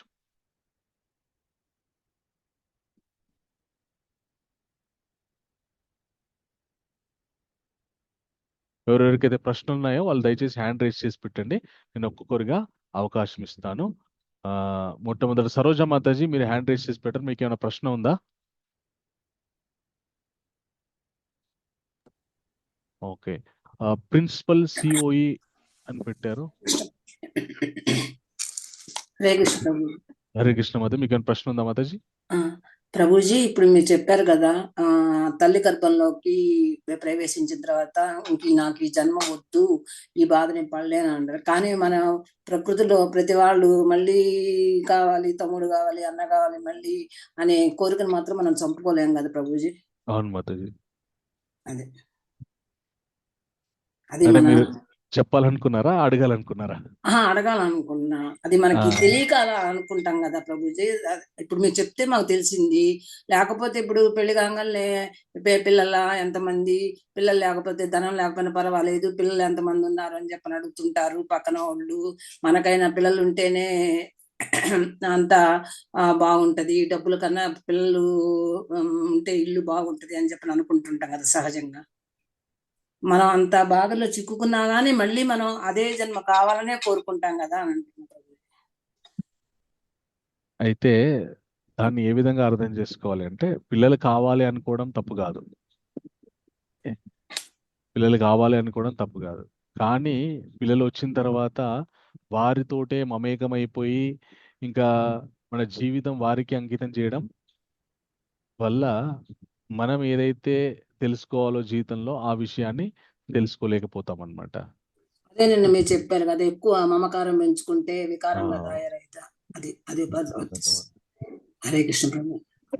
ఇప్పుడు గర్భస్థ శిశువు అనుభవించే కష్టం గురించి చెప్పారు కదా, అక్కడ లోపల ఉంటే చీకటిగా ఉంటది కాబట్టి అతను ఇట్లా అనుకుంటాడు అని చెప్పారు. అది అసలు. Okay, thank you. Principal COE అని పెట్టారు. మీకేమైనా ప్రశ్న ఉందా ప్రభుజీ? హ్యాండ్ రైజ్ చేసి పెట్టారు. ఓకే. కవిత రమేష్ మాతాజీ, మీ ప్రశ్న ఏంటి? హరే కృష్ణ ప్రభు. హరే కృష్ణ మాతాజీ. ప్రణామం ప్రభు. ప్రభు, సాంఖ్యయోగం అంటే మళ్ళీ ఒక్కసారి సింపుల్ గా ఎక్స్ప్లెయిన్ చేయాలి. సింపుల్ గా సాంఖ్యయోగం అంటే ఒక విశ్లేషణాత్మకమైనటువంటి యోగం. ఇప్పుడు ఏదైనా విషయం గురించి మనము డీటెయిల్గా తెలుసుకోవాలి అంటే అనలిటికల్ స్టడీ అని చేస్తాం కదా. అలాగే ఈ సాంఖ్యయుగంలో కూడా ఆత్మ గురించినటువంటి విశ్లేషణాత్మకమైనటువంటి వివరణ ఉంటుంది. అలాగే కర్తవ్యాల గురించి కూడా విశ్లేషణాత్మకమైనటువంటి డీటెయిల్డ్ స్టడీ ఉంటుంది. కాబట్టి సాంఖ్యయుగం అన్నారనమాట. ఓకే ప్రభు, థ్యాంక్ యూ ప్రభు. వెల్కమ్. హరే కృష్ణ. సృజన తలూరి మాతాజీ. హరే కృష్ణ ప్రభుజీ. నేను హరే కూడా కృష్ణ మాతాజీ. సాంఖ్యయోగం గురించి అడుగుతాను. హరే కృష్ణ ప్రభు, చాలా బాగా చెప్తున్నారు. అయితే థ్యాంక్ యూ ప్రభుజీ, మాతాజీ. ఈ అంటే వీళ్ళు ఒక చిన్న డౌట్ ప్రభుజీ. చెప్పండి. ఎవరైతే గత జన్మలు ఎలా వాళ్ళకి గుర్తుంటాయి ప్రభుజీ, ఇది వాళ్ళు చేసుకున్న గత అంటే వాళ్ళ యొక్క పుణ్యఫలం వలన, అంటే మళ్ళీ తిరిగి మానవ జన్మ అన్నది అంత తొందరగా రాదంటారు. మళ్ళీ అది కాక వాళ్ళకి గత జన్మ ఎలా అంటే మీరు చెప్పారు కదా, ఒక సైంటిస్ట్ కనుక్కున్నారు 2 జన్మలు అలా వాళ్ళకి గత జన్మ గుర్తుండి వెళ్ళారు అని చెప్పారు కదా ప్రభుజీ. వాళ్ళకి ఎలా గుర్తుంది ఈ గత జన్మ అన్నది, అసలు ఎలా గుర్తుంటుంది? మనం అన్ని మర్చిపోతాం కదా ప్రభుజీ, అంటే బ్రహ్మ కూడా మర్చిపోయాడని చెప్తారు మన ప్రభువులు.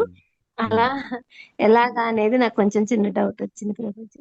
అయితే శాస్త్రాల్లో ఏం చెప్తారంటే మనందరికీ కూడా మన గత జన్మ గుర్తుంటుందంట. ఎప్పుడు గుర్తుంటుందంట అంటే తల్లి గర్భంలో ఉన్నప్పుడు ఒక రకమైనటువంటి భంగిమలోకి మనం వెళ్ళిపోతామంట. కాళ్ళు చేతులు ముడుచుకొని ఒక రకమైనటువంటి ఆసనంలోకి మనం వెళ్ళిపోతామంట. ఆసనంలోకి వెళ్ళిపోయిన తర్వాత మనకి గత జన్మ స్మృతులన్నీ వస్తాయంట. ఎన్ని జన్మలు ఎత్తాను, ఎన్ని జన్మలో ఏ జన్మలో ఎక్కడెక్కడ ఏమేం చేశాను, నానా తప్పు పనులు ఏమేం చేసినా అవన్నీ గుర్తుకొస్తాయంట. గుర్తుకొచ్చినప్పుడే ఆ జీవుడు భగవంతుని ప్రార్థిస్తాడు, అయ్యా ఇంకొక అవకాశం ఈ అవకాశం మీరు ఇస్తే గనక ఇప్పుడు మళ్ళీ చక్కగా జీవించి మళ్ళీ ఇలాంటి బాధలు పడకుండా ఉండే విధంగా నన్ను నేను కాపాడుకునే శక్తి నాకు ఇవ్వని జీవుడు గర్భస్థంగా ఉన్నప్పుడు భగవంతుని ప్రార్థిస్తాడు. సో గర్భస్థ శిశువుగా ఉన్నప్పుడు మనకి గత జన్మ గుర్తుంటుంది. గర్భం నుండి ప్రసవించిన తర్వాత ఏం జరుగుతుందంటే ఈ ప్రపంచంలో మాయా అనేటటువంటి ఒక శక్తి ఉంటుందన్నమాట. ఆ శక్తి మనల్ని ఆవహించేస్తుంది. ఆవహించేయగానే ఇంకా అప్పుడు మనము అన్ని పూర్వజన్మ స్మృతులన్నీ మర్చిపోతాం. కొందరికి మాత్రం అది గుర్తుంటుంది.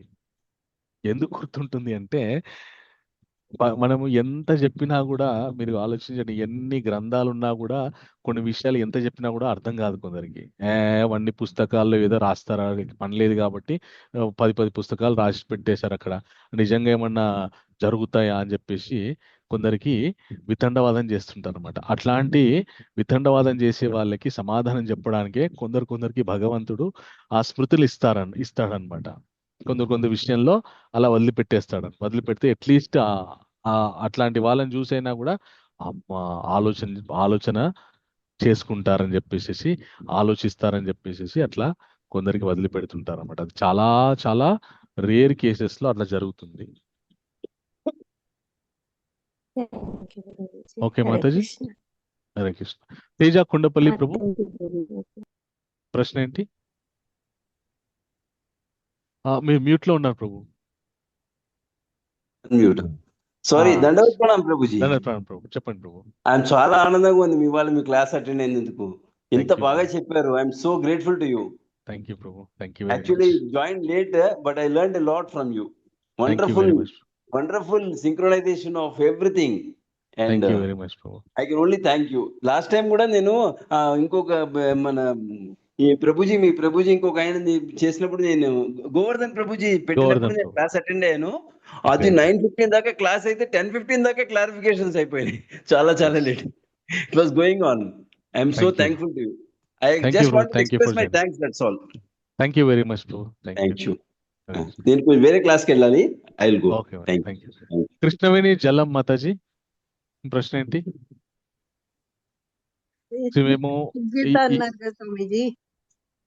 చెప్పండి మాతాజీ. హరే కృష్ణ స్వామిజీ. స్మిత ప్రజ్ఞత ఉండాలి మనకి భగవత్ చింతనలో. అప్పుడే మనం ఒక నియమంగా ఉంటాము, మన ధర్మాలు నిర్వహిస్తూ అన్నారు కదా, అది కొంచెం విపులంగా చెప్తారా?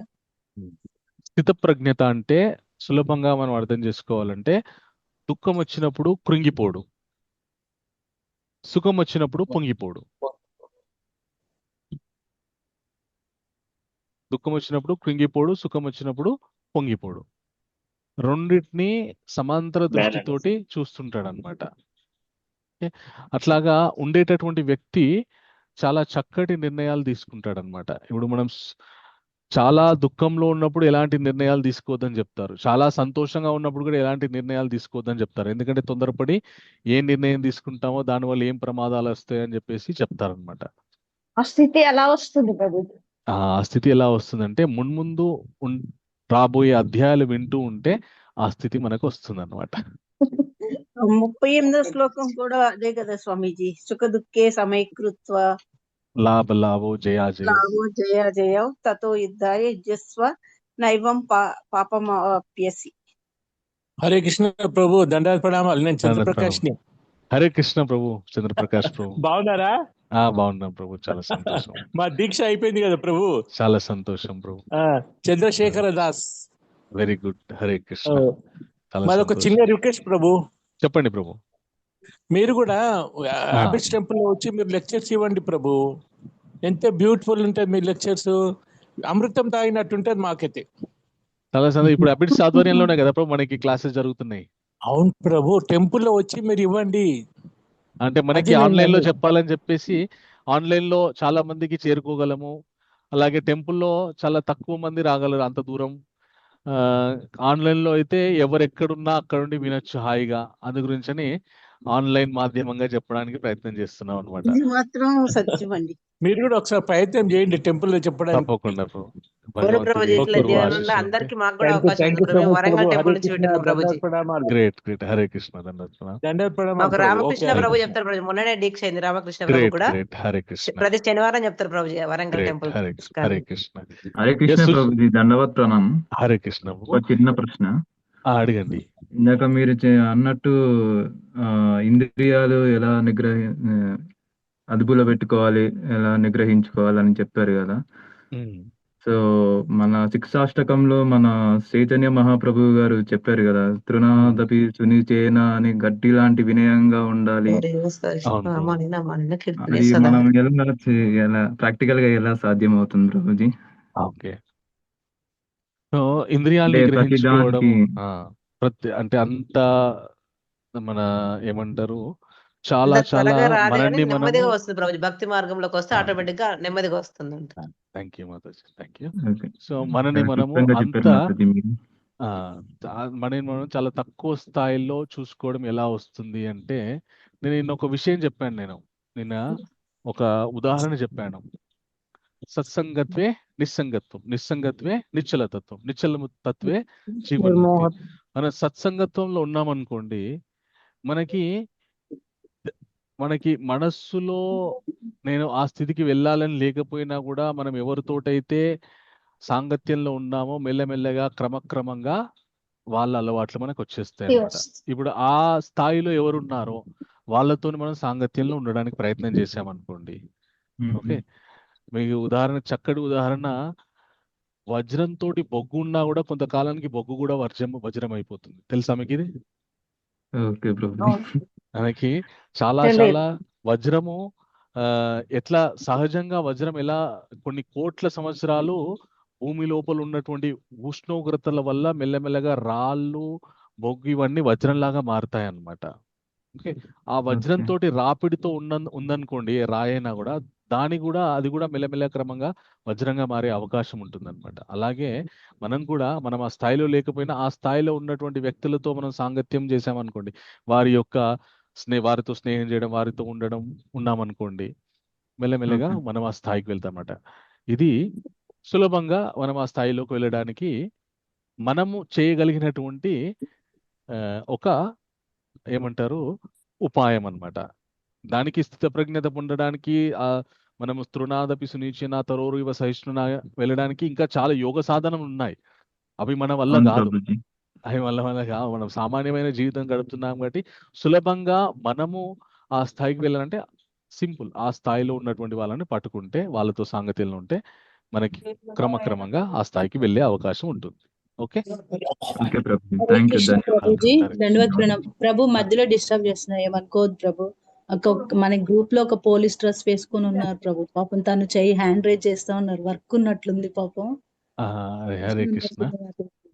రెడ్మీ నోట్ అని పెట్టారు. హరే కృష్ణ ప్రభు, మీ ప్రశ్న హరే ఏంటి? కృష్ణ, దండపడం ప్రభుజీ. హరే కృష్ణ ప్రభు, ఈ రోజు చాలా క్లాస్ చాలా ఎక్సలెంట్ గా ఉంది ప్రభు. థ్యాంక్ యూ అది ప్రభు. మన సనాతన ధర్మం గురించి, ఇంద్రియాల గురించి చాలా మంది చెప్పారు ప్రభు.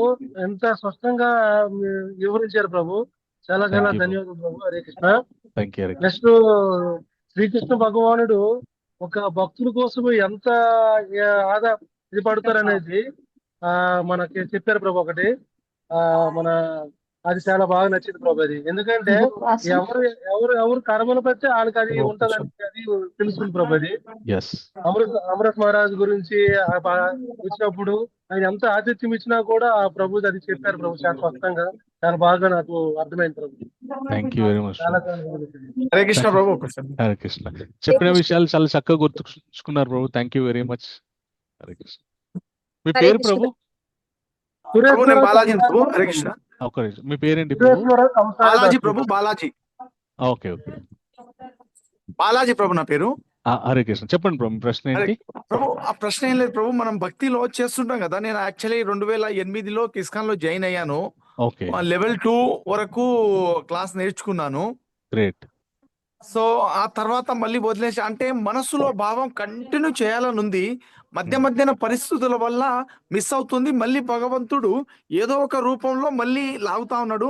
దీని కర్మ ఫలితం ఏంటిదని చెప్పేసి క్వశ్చన్ అడుగుతున్నాం ప్రభు. సో ఎందుకు నేను కొద్ది కాలం వచ్చి మళ్ళీ తర్వాత మళ్ళీ వెనక్కి వెళ్ళి మళ్ళీ భగవంతుడు ఏదో ఒక విధంగా అవకాశం ఇస్తున్నాడు మళ్ళీ ఇట్లా అంటే? అవును ప్రభు. అయితే కృష్ణుడి దగ్గర ఒకటి గొప్ప గుణం ఏంటి అంటే, ఒక్కసారి నువ్వు తెలిసి గానీ తెలియగానే భగవంతుని పట్టుకున్నావు అనుకో ప్రభు, నువ్వు వదిలిపెట్టినా ఆయన వదిలిపెట్టాడు అనమాట. అంతే, నువ్వు వదిలిపెట్టినా ఆయన వదిలిపెట్టాడు, మనం వదిలిపెట్టినా ఆయన వదిలిపెట్టాడు, ఆయన మళ్ళీ వెనక్కి తీసుకొస్తూనే ఉంటాడనమాట. ఓకే, ముందు అధ్యాయాల్లో నేను చెప్తూ ఉంటా, ముందు అధ్యాయాల్లో భగవంతుడు చెప్తుంటాడు అనమాట. ఏమని అంటే, తన భక్తుల మీద ఆయన తన భక్తులు అంటే ఆయనకి ఎంత ఇష్టమో, వాళ్ళ మీద ఆయన ఎంత ప్రేమతోటి ఎంత బాధ్యతతో ఉంటాడో ముందు అధ్యాయాల్లో చెప్తాడనమాట. అప్పుడు చెప్పినప్పుడు మీకు అర్థమవుతుంది. ప్రస్తుతానికైతే నాకు చేయాలని ఉంది కానీ కొన్ని పరిస్థితుల వల్ల నేను చేయలేకపోతున్నానంటే పర్వాలేదండి. ఇప్పుడు అర్జునుడు కూడా కొన్ని పరిస్థితుల వల్ల యుద్ధం చేయలేకపోతున్నాడు. ఆయన ఏం చేశాడు? కృష్ణుడిని శరణాగతి కోరాడు. మీరు కూడా అంతే, స్వామి నాకు మిమ్మల్ని, మీరంటే నాకు ఇష్టము, మిమ్మల్ని నా జీవితంలో ఎప్పటికీ పెట్టుకోవాలనుకుంటున్నా, కానీ కొన్ని పరిస్థితుల వల్ల నేను ప్రతినిత్యం మీ దగ్గరికి రాలేకపోతున్నా, మీరే ఆ పరిస్థితులను చక్కదిద్దండి, మీరే నన్ను మీ దగ్గరికి తీసుకోండి అని చెప్పేసి మొక్కండి, ఆయనకు శరణాగతులు అవ్వండి, ఆయనే చూసుకుంటారు మీకు ఆ పరిస్థితులు మళ్ళీ కలగకుండా ఉండే విధంగా. ఓకే, సో ఈ రోజు మనం నేర్చుకున్నటువంటి అతి ముఖ్యమైనటువంటి విషయాల్లో, మనం క్లిష్టమైన పరిస్థితుల్లో ఉన్నప్పుడు భగవంతుడిని ఆశ్రయించాలి. సో మనకు ఉంది భగవంతుని దగ్గరికి వెళ్ళలేకపోతున్నాం, ఈ పరిస్థితులు నన్ను బయటపడే స్వామి నీ దగ్గరికి తీసుకో అని దృఢ సంకల్పంతో కోరుకోండి, భగవంతుడు అందుకే ఈ అవకాశం భగవంతుడు ఇస్తున్నాడు ప్రభు. ఎస్ ప్రభు. ఇప్పటి నుంచి మీరు స్వామి ఇంకా నేను ఎన్నోసార్లు వచ్చాను ఇంకా ఇప్పుడు వచ్చానంటే మళ్ళీ వెళ్ళకూడదు, ఇంకా మళ్ళీ వేరే ఇంకా మళ్ళీ ఇప్పటి నుండి కంటిన్యూ ఇలాగే మీ భక్తి చేస్తూ ఉండాలి, చేసే విధంగా నన్ను ఆశీర్వదించండి, నన్ను అనుగ్రహించండి అని కోరుకోండి. సరే ప్రభు. ఓకే, హరే కృష్ణ. హరే కృష్ణ ప్రభు. హరే కృష్ణ. థాంక్యూ ప్రభు. హరే కృష్ణ. ప్రభుజీ నాకు ఒక క్వశ్చన్ ఉంది. చెప్పండి ప్రభు, మీ పేరేంటి? నా పేరు రాధాకృష్ణ ప్రభుజీ. చెప్పండి ప్రభు. ఏం లేదు, మీరు 84 లక్షల జీవరాశుల తర్వాతే ఈ ఉత్తమమైన స్థితి వచ్చింది అన్నారు కదా, ఇది కంటిన్యూ అవుతుందా ఇలాగే? తర్వాత మళ్ళీ మన పాపకర్మల ద్వారా మళ్ళీ ముందుకు వెళ్ళిపోతామా? అంటే సైకిల్. వెరీ గుడ్ బ్రో, మంచి ప్రశ్న అడిగారు. ఇప్పుడు ఈ జన్మ మనకి ఎందుకు ఇచ్చారు అనే విషయాన్ని నేను చెప్పాను. మన కర్తవ్యాన్ని మనం సక్రమంగా నిర్వహించి పూర్తి ఆనంద స్థితికి వెళ్ళాలి అని చెప్పేసి మనకి కృష్ణుడు, అలా నిర్వహిస్తే ఆనంద స్థితికి వెళ్తామని కృష్ణుడు చెప్పాడు. ఒకవేళ అలా నిర్వహించకపోతే ఏం జరుగుతుంది అంటే, మనం ఏ విధంగా ప్రవర్తిస్తామో ఆ విధమైనటువంటి జన్మ వస్తుంది మనకి. ఉదాహరణకి ఓకే ఎలాంటి బాధ్యత లేకుండా ఎందుకు పనికి మాలిన జీవితం గడుపుతున్నాం అనుకోండి, తినడం పడుకోవడం ఆ మాత్రం జంతువులు కూడా చేస్తాయి. సో ఈయనకి వీడికి ఈ శరీరం ఇచ్చిన తర్వాత కూడా వీడు తినడం పడుకోవడం మీదనే ధ్యాస ఉంది కాబట్టి అవి జంతువులు కూడా చేస్తాయి కాబట్టి జంతు జన్మని ఇచ్చేద్దామని చెప్పేసి మళ్ళీ భగవంతుడి శరీరం వదిలిపెట్టిన తర్వాత జంతు జన్మని ఇచ్చేస్తాడు. సో ఇది వచ్చింది కాబట్టి చక్కగా ఉపయోగించుకోవాలి. ఉపయోగించుకోకుండా వృధా చేస్తే, దుర్వినియోగం చేస్తే మళ్ళీ మనం ఆ 84 జన్మరాశుల సైకిల్లోకి వెళ్ళిపోతాం అన్నమాట. మళ్ళా ప్రభుజీ చిన్న ప్రశ్న ప్రభుజీ. ఇది మనము చాలా చాలా జన్మ ధన్యం చేసుకున్నాం. మనం మానవ జన్మ రావడం చాలా అదృష్టము. ఎస్ ప్రభు. సో అట్లాంటిది మనము చాలా మందిని చూస్తూ ఉంటున్నాం. ఎందుకు disease అంటే హ్యాండిక్యాప్డ్ పీపుల్స్ ఎందుకు కారణం? అంటే వాళ్ళ కర్మ ప్రభావం వల్లనా? లేకపోతే అంటే కర్మ ప్రభావం వల్ల మళ్ళీ వచ్చే జన్మ కూడా మళ్ళీ మానవ జన్మ ఎత్తాల్సి వస్తుందా? లేకపోతే ఉన్న స్థితికి వెళ్తారా వాళ్ళ భక్తి సేవ మార్గంలో నడిస్తే? దీన్ని సమాధానం ఏంటి ప్రభుజీ? తప్పకుండా మనకి శాస్త్రాల్లో ఎలాంటి కర్మలు చేస్తే ఏ విధమైనటువంటి జన్మ ఎత్తుతాము అనేటటువంటి ఒక డీటెయిల్డ్ విషయాలు ఇచ్చారన్నమాట. పూర్వజన్మ పాపం కృతం రోగంలాగా పూర్వజన్మలో చేసుకున్నటువంటి పాపాల వల్ల రోగంలాగా మనము అనుభవిస్తుంటాం అన్నమాట ఈ జన్మలో. నేను ఉదాహరణకి మీరు గుడి ముందు చాలా మంది అడుక్కుంటూ ఉంటుంటారు అనమాట. మీరు చూస్తుంటారు, అందరు చూస్తుంటారు. వాళ్ళంతా ఒకప్పుడు వాళ్ళంతా కూడా ధనవంతులే. కానీ వాళ్ళు ధనవంతులుగా ఉన్నప్పుడు అదే పనిగా లంచాలు తింటూ జనాల దగ్గర డబ్బులు దండుకుంటూ అధర్మంగా దండుకుంటూ ఉండడం వల్ల లంచాలు తిన్నారు, డబ్బులు దండుకున్నారు, ఏదో మంచి పని చేశారు. దానివల్ల ఆ మంచి పని చేసినందుకు మనిషి జన్మ వచ్చింది. కానీ ఆ జన్మలో అడుక్కునే జన్మ వచ్చింది అనమాట. నలుగురి దగ్గర చేయి చాచే మనం చూస్తుంటాం. గవర్నమెంట్ ఆఫీసుల్లో ఎవరు వెళ్ళినా ఏ పని చేయాలన్నా కూడా చేయి చాపుతారు. ఈ చేయి చాపే బుద్ధి ఏదైతే ఉందో అది నెక్స్ట్ జన్మ వరకు కంటిన్యూ అవుతుంది అనమాట. ఆ నెక్స్ట్ జన్మలో ఏమైపోతుందంటే ఇక అలవాటు ఆ మనస్సులో ఆ వాసన నిలుపుకున్నాడు. దానికి అనుగుణంగా భగవంతుడు నువ్వు ఎప్పటికీ చేయి చాపే జన్మనే జన్మించు అని చెప్పేసి అలాగా ఇస్తాడనమాట భగవంతుడు ఆ జన్మ. సో అలాగా వాళ్ళు చేసుకున్నటువంటి దానికి చాలా భయపడిపోతారు. దానికి చాలా నా దగ్గర డీటెయిల్స్ ఉన్నాయి. మనుషుడు ఏ విధమైనటువంటి పాపం చేస్తే ఏ విధమైనటువంటి ఇబ్బందులు ఈ జన్మలో పడతారనేవి నా దగ్గర డీటెయిల్స్ ఉన్నాయి. కానీ అవన్నీ చెప్తే మనము అడిగేయాలన్నా కూడా భయపడతాం మనం. కొన్ని పురాణాల్లో ఉన్నాయన్నమాట. కానీ అది మనం ఇప్పుడు మనకి భయం అనిపిస్తుండొచ్చు. కొంతకాలం అయిన తర్వాత ఎప్పుడైతే మనకి ధార్మికమైనటువంటి జీవితం అలవడుతుంటది కదా, అలవడుతున్న కొద్ది మనకి అవన్నీ పెద్దగా ఏం బాధ అనిపించా. దానివల్ల నేనైతే తప్పు చేయట్లేదు కదా, భగవంతుని కృప వల్ల, మా గురువుల యొక్క కృప వల్ల నేనైతే వాళ్ళ సాంగత్యంలోనే నేను క్షేమంగా ఉన్నాను. ఎక్కడేం రాసుంటే ఏంటి నాకేంటి అని అప్పుడేం భయపడం మనము. కానీ ఇప్పుడు వాటి గురించి తెలుసుకుంటే మనకి కొద్దిగా భయం అయ్యే అవకాశం ఉంటుంది. ఎందుకంటే మన జీవితం ఇంకా అంత రెగ్యులేట్ కాలేదు కాబట్టి కొన్ని విషయాలు మనము కొద్దిగా ఆధ్యాత్మికంగా ఉన్నత స్థితికి వెళ్ళినప్పుడు తెలుసుకోవడం సబబు. ఓకే, హరే కృష్ణ. హరే కృష్ణ. నా పేరు మౌనిక అండి. మీ పేరేంటి మాతాజీ? పేరు మౌనిక అండి. మౌనిక. చెప్పండి మాతాజీ. సార్, ప్రభుజీ నిన్న మీరు చెప్పిన విధంగా అర్జునుడికి ఎట్లయితే కృష్ణుడు తన యొక్క రైట్స్ గురించి ముందుండి ప్రోత్సహించాడో, లైక్ తీసుకోమని, అలాగే మనం ఇప్పుడు మనకున్న సిచ్యువేషన్స్ ప్రకారం మన రైట్స్ గురించి మనం పోరాడుతున్నప్పుడు, అంటే రైట్ వేలో మన హక్కుల గురించి పోరాడుతున్నప్పుడు అలాగే కృష్ణుడు మనతో తోడుగుండి మనకి ఒక మార్గం చూపిస్తాడా, లేకపోతే వాళ్ళ పాపాన్ని వాళ్ళే పోతారు, మన హక్కులు మనకు వద్దు అనుకుని మనం విరమించుకోవడం బెస్టా? సో ఇప్పుడు అర్జునుడు పోరాడుతున్నటువంటి ఈ యుద్ధం ఏదైతే ఉందో అది తన హక్కుని తాను దక్కించుకోవడానికి చేస్తున్నటువంటి ఒక ప్రయత్నంలోనే తన స్వధర్మము అలాగే తన సనాతన ధర్మాన్ని రెండింటినీ బ్యాలెన్స్ చేసుకునే అవకాశం అర్జునుడికి ఉంది. ఆయన క్షత్రియుడు, రాజ్యాన్ని పరిపాలించాలి. తన పరిపాలించే హక్కుని ఒక వ్యక్తి దొంగలించేశాడు. ఇప్పుడు తన దగ్గర నుండి ఆ దొంగలించినటువంటి వ్యక్తి దగ్గర నుండి తిన హక్కుని తెచ్చుకోవాలి అంటే ఆయనతో పోరాడాలి అంటే పోరాడడం ఆయన ధర్మం. దాన్ని అర్జునుడు వదిలిపెట్టేస్తున్నాడు. కాంప్రమైజ్ అవ్వట్లేదు అర్జునుడు. అవుదామని అనుకుంటున్నాడు, కానీ కృష్ణుడు భగవంతుడు అవ్వనివ్వట్లేదు.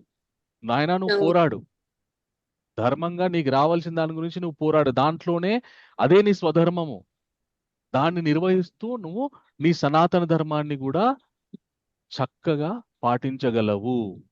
దాన్ని సక్రమంగా నిర్వహించడంలోనే నీ సనాతన ధర్మానికి కూడా నువ్వు పెద్దపీట వేసుకోగలవు అని కృష్ణుడు హితబోధ చేస్తున్నాడు అనమాట అర్జునుడికి. అదే మనం కూడా గ్రహించవలసినటువంటిది ఏంటి అంటే, మన జీవితంలో కూడా మనకి ఎన్నో విషయాలు ఉంటాయండి. ఎన్నో విషయాలు మన దగ్గర నుండి మన హక్కుల్ని ఎంతో మంది లాగేసుకుంటుంటారు. వాటి గురించి పోరాటం చెయ్యాలి ఖచ్చితంగా. కానీ ఆ పోరాటానికి మనము అటాచ్ అయిపోకూడదు. ఓకే. ఇది సాధించడం మన కర్తవ్యం. కానీ ఫలితం అనేటువంటిది నేను ఆలోచించను, భగవంతుడికి వదిలిపెట్టు. నా శక్తి మేరకు నేను ప్రయత్నం చేస్తాను. ప్రయత్నం పురుష లక్షణం.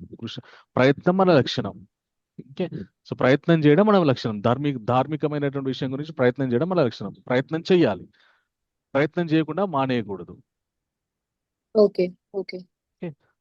సో ఫలితం గురించి ఆలోచించకుండా మన ప్రయత్నం మన 100% మనం చెయ్యాలి. భగవంతుడు దానికి ఖచ్చితంగా తోడు అందిస్తాడు.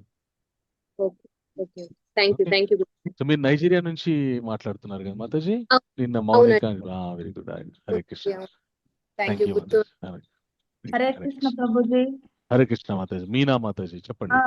మాతాజీ, భగవానుడి 6 ఐశ్వర్యాల గురించి చెప్పారు కదా ప్రభుజీ, ఒకసారి దాని గురించి తప్పకుండా మాతాజీ. రేపటి క్లాస్ లో మనం చర్చించుకుందామా ఈ భగవంతుడి ఐశ్వర్యాల గురించి? రేపు భగవంతుడు ఇంకా కొన్ని విషయాలు చెప్తాడు, అప్పుడు నేను మీకు లిస్ట్ ఇస్తాను. ఓకే, అలాగే ప్రభుజీ. ధన్యవాదాలు ప్రభుజీ. హరే కృష్ణ. ఇంకెవరికైనా ప్రశ్న ఉందా? హరే కృష్ణ ప్రభుజీ. హరే కృష్ణ మాతాజీ. హరే కృష్ణ ప్రభుజీ. మీ క్లాస్ మళ్ళీ వినాలి అంటే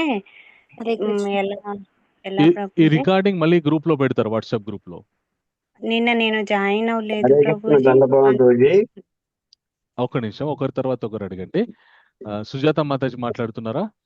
హరే కృష్ణ ప్రభుజీ. హరే కృష్ణ ప్రభుజీ. చెప్పండి మాతాజీ. నాది ఒక డౌట్ ప్రభుజీ. చెప్పండి. దుర్వాస్ మహర్షి గొప్ప తపస్వి కదా అవును మాతాజీ ప్రభుజీ. ఆయన కోపము ఒక కారణం లాగా, అంటే వేరే వాళ్ళకి అలాగ చేస్తే వాళ్ళు మంచిగా తయారవుతున్న ఒక కారణం వల్ల చేస్తారా, లేకపోతే ఆయన నియంత్రించుకోలేక చేస్తారా? అంటే ఇంద్రియ నిగ్రహం అంత తపస్వికి లేకపోవడం అనేది లేదు కదా ప్రభుజీ. దూర్వాస్ ప్రభుజీ. ఎస్ మాతాజీ. సో ఆయన అంత గొప్ప తపస్వి అయినప్పటికీ కూడా ఆయనకి ఎందుకు ఆ కోపం ఉంది, అంత కోపం ఎందుకు ఉంది అని చెప్పేసి మీ ప్రశ్న, అవునా? గర్వం ఎక్కువైందండి, అహంకారం. అంటే అహంకారం వలన వచ్చిందంటారా, లేకపోతే ఆయన అలాగా అంటే కొంతమంది కోపంతో వేరే వాళ్ళు మంచిగా తయారవ్వడం కోసం అన్నట్లు అలాగా కారణం కోసం చేయాలని చేస్తారు కదా? ఆయన చాలా గొప్ప తపస్వి, దాంట్లో ఎలాంటి సంశయం లేదు. ఆయన గొప్ప మహర్షి, ఓకే, దాంట్లో కూడా ఎలాంటి సంశయం లేదు. ఓకే, అయితే ఆయన తపస్వి అయినప్పటికీ, మహర్షి అయినప్పటికీ ఎందుకు ఆయన కోపం ఉంది అంటే అది ఆయన స్వభావం, ఆయన రుద్రుడి యొక్క అంశ. రుద్రుడు ప్రళయ సమయంలో ఈ సమస్త లోకాల్ని ఆయన లయం చేసేస్తాడు. ఓకే, ఆయన యొక్క అంశ కాబట్టి స్వతహాగా ఆయనకి ఆ గుణం వచ్చింది.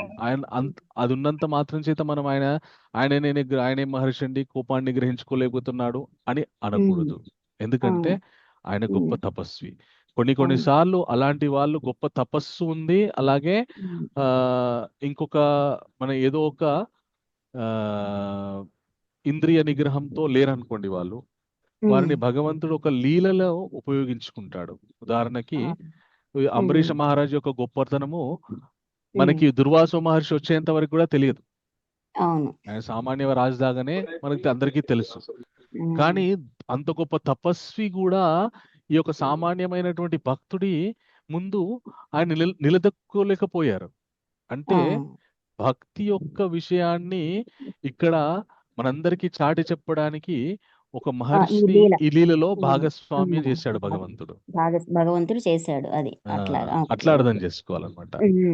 అట్లా అర్థం అండ్ చేసుకోవాలి. ఇంకొకటి మీరు అన్నట్టు వారి కోపం, మహాత్ముల యొక్క కోపం ఎప్పుడైనా కూడా సమాజానికి శ్రేయస్కరంగానే శ్రేయస్సునే ఉంటుంది, ఇస్తుంది అనమాట. ఇస్తది. అవును. ఓకే ప్రభుజీ, థ్యాంక్ యూ లోక ప్రభుజీ, కళ్యాణం ధన్యవాదాలు కోసమండి. ఎస్, లోక కళ్యాణం కోసం ఉంటుంది. హరే కృష్ణ. ఎస్, రామకృష్ణ ప్రభు, మీ ప్రశ్న ప్రభు.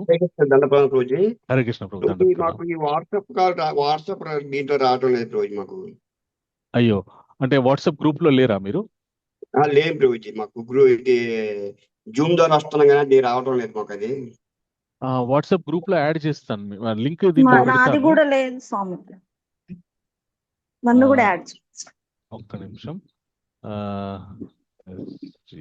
నేను ఈ జూమ్ చాట్ బాక్స్ లో ఈ వాట్సాప్ గ్రూప్ లింక్ పెడతాను ప్రభు.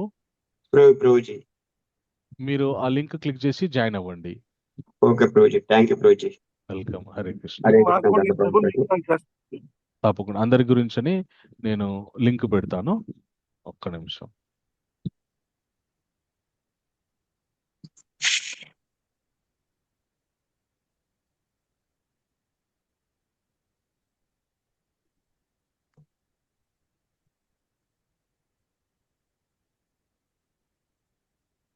ఈ గ్రూప్ చాట్ బాక్స్ లో లింక్ పెట్టాను ప్రభు. మీరు లింక్ క్లిక్ చేసి వాట్సాప్ గ్రూప్ లో యాడ్ అవ్వచ్చు. ఒకవేళ మీరు యాడ్ అవ్వలేకపోతే నాకు మెసేజ్ పంపించండి, నా నెంబర్ కూడా పెడుతున్నాను. Okay Prabhuji, thank you Prabhuji. Welcome ప్రభు. హరే కృష్ణ. హరే కృష్ణ దండపాలెం ప్రభుజీ. హరే కృష్ణ. హరే కృష్ణ. ఉదయం మీనా, మీ ప్రశ్న ఏమైనా ఉందా? హ్యాండ్ రైస్ చేసి పెట్టారు.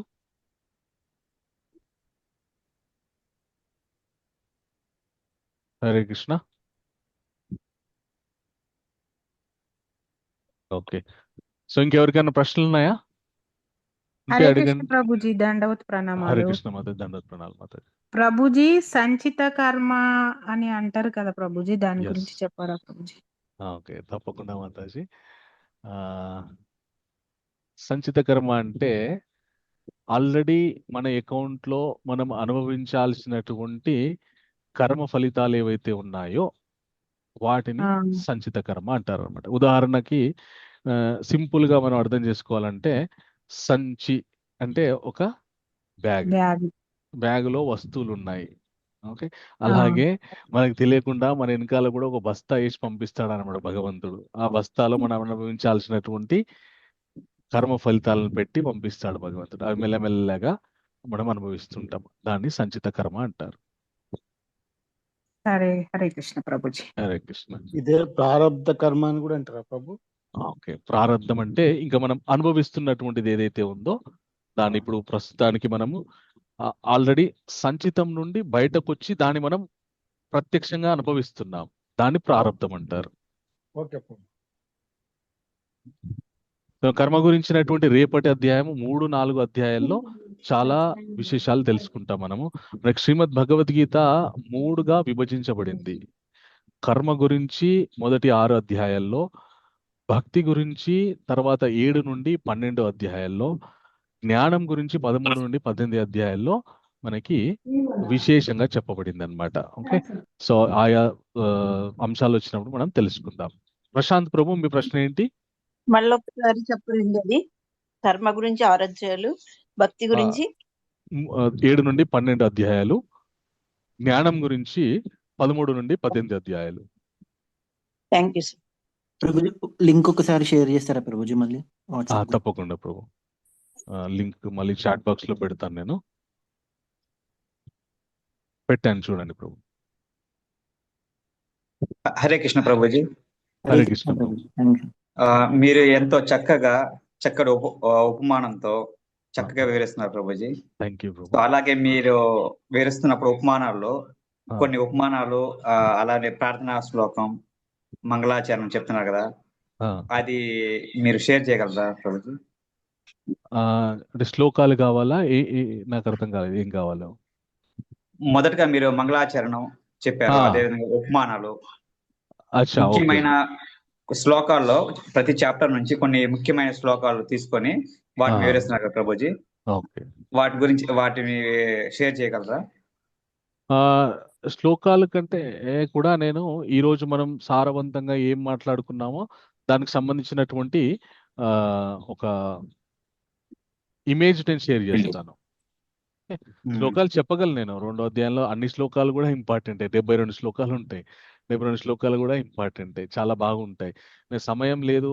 అండ్ ఇంకొక విషయం ఏంటి అంటే అందరికీ కొత్తగా భగవద్గీత వింటున్నటువంటి వాళ్ళకందరికీ ఎలా ఉంటుందంటే అంటే సంశయాలు చాలా ఉంటాయి. ఆ సంశయాలు క్లియర్ అయినాయి అనుకో, డౌట్స్ క్లియర్ అయినాయి అనుకోండి, వినాలని ఇంకా ఉత్సాహం ఉంటుంది. అందు గురించి అని డౌట్స్ కి నేను ఎక్కువ ప్రాధాన్యత ఇస్తున్నాను అనమాట.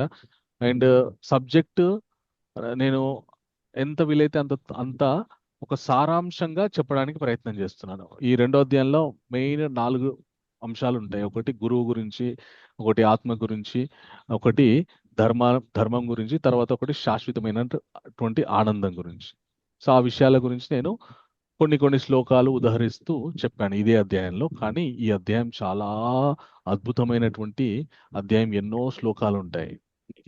సో దానిలో మీరు కొన్ని చెప్పండి అంటే చెప్పమంటే చెప్తాను. కొన్ని పెడతానులేండి, ఒక 3-4 శ్లోకాలు పెడతాను. మీరు ధన్యవాదాలు తప్పకుండా. ఓకే, హరే కృష్ణ. ఓకే, అలాగే హరే కృష్ణ. సో చాలా సంతోషం. మళ్ళీ మనం రేపు 8 గంటలకి భగవద్గీత 3వ అధ్యాయం అయినటువంటి కర్మయోగం గురించి తెలుసుకోవడానికి మనం సమావేశం అవుదాం. అలాగే కర్మయోగాకి గొప్ప ఫలశ్రుతి ఉందండి. అది కర్మయోగం కేవలం విన్నంత మాత్రం చేత గొప్ప ఫలితం వస్తుంది. ఆ ఫలశ్రుతి కూడా రేపు నేను చెప్తాను. సో మీరు, మీ మిత్రులు, శ్రేయోభిలాషులు, బంధువులందరికీ కూడా ఈ సమాచారం పంపించండి. వాళ్ళని కూడా ప్రోత్సహించండి క్లాసెస్ వినడానికి. ఓకే, హరే కృష్ణ. మీ అందరికీ కూడా భగవంతుని యొక్క కృపా కటాక్ష వీక్షణాలు ఎల్లవేళలా ఉండాలని మనస్ఫూర్తిగా కోరుకుంటూ, హరే కృష్ణ హరే కృష్ణ కృష్ణ కృష్ణ హరే హరే రామ హరే రామ రామ రామ హరే హరే. హరే కృష్ణ ప్రభుజీ. హరే కృష్ణ ప్రభుజీ. హరే కృష్ణ. చాలా చాలా ధన్యవాదాలు ప్రభుజీ. హరే కృష్ణ. హరే కృష్ణ. ప్రణామాలు. హరే కృష్ణ ప్రభుజీ. దండవత్ ప్రణామాలు. హరే కృష్ణ ప్రభు. హరే కృష్ణ ప్రభుజీ. దండవత్ ప్రణామం. హరే కృష్ణ. హరే కృష్ణ ప్రభు. దండవత్ ప్రణామాలు. గ్రూప్ లో జాయిన్ చేయండి ప్రభుజీ. హరే కృష్ణ ప్రభుజీ. హరే కృష్ణ. వినపడలే ప్రభు, ఏమంటున్నారు? గ్రూప్ లో అది మాకు ఇంకా పేరు రాలేదు, మీరు మమ్మల్ని జాయిన్ చేయండి ప్రభు. మీ నెంబర్ ఇస్తారా ప్రభు? నేను రాసుకుంటాను. 8790. ఒక్క నిమిషం. హరే కృష్ణ. 8790 72 9842. 9842. అవును 8790 729842. అవును ప్రభుజీ. ఓకే, యాడ్ చేస్తా ప్రభు. హరే కృష్ణ. ధన్యవాదాలు. Thank you. Hare Krishna. Welcome Prabhu. Hare Krishna.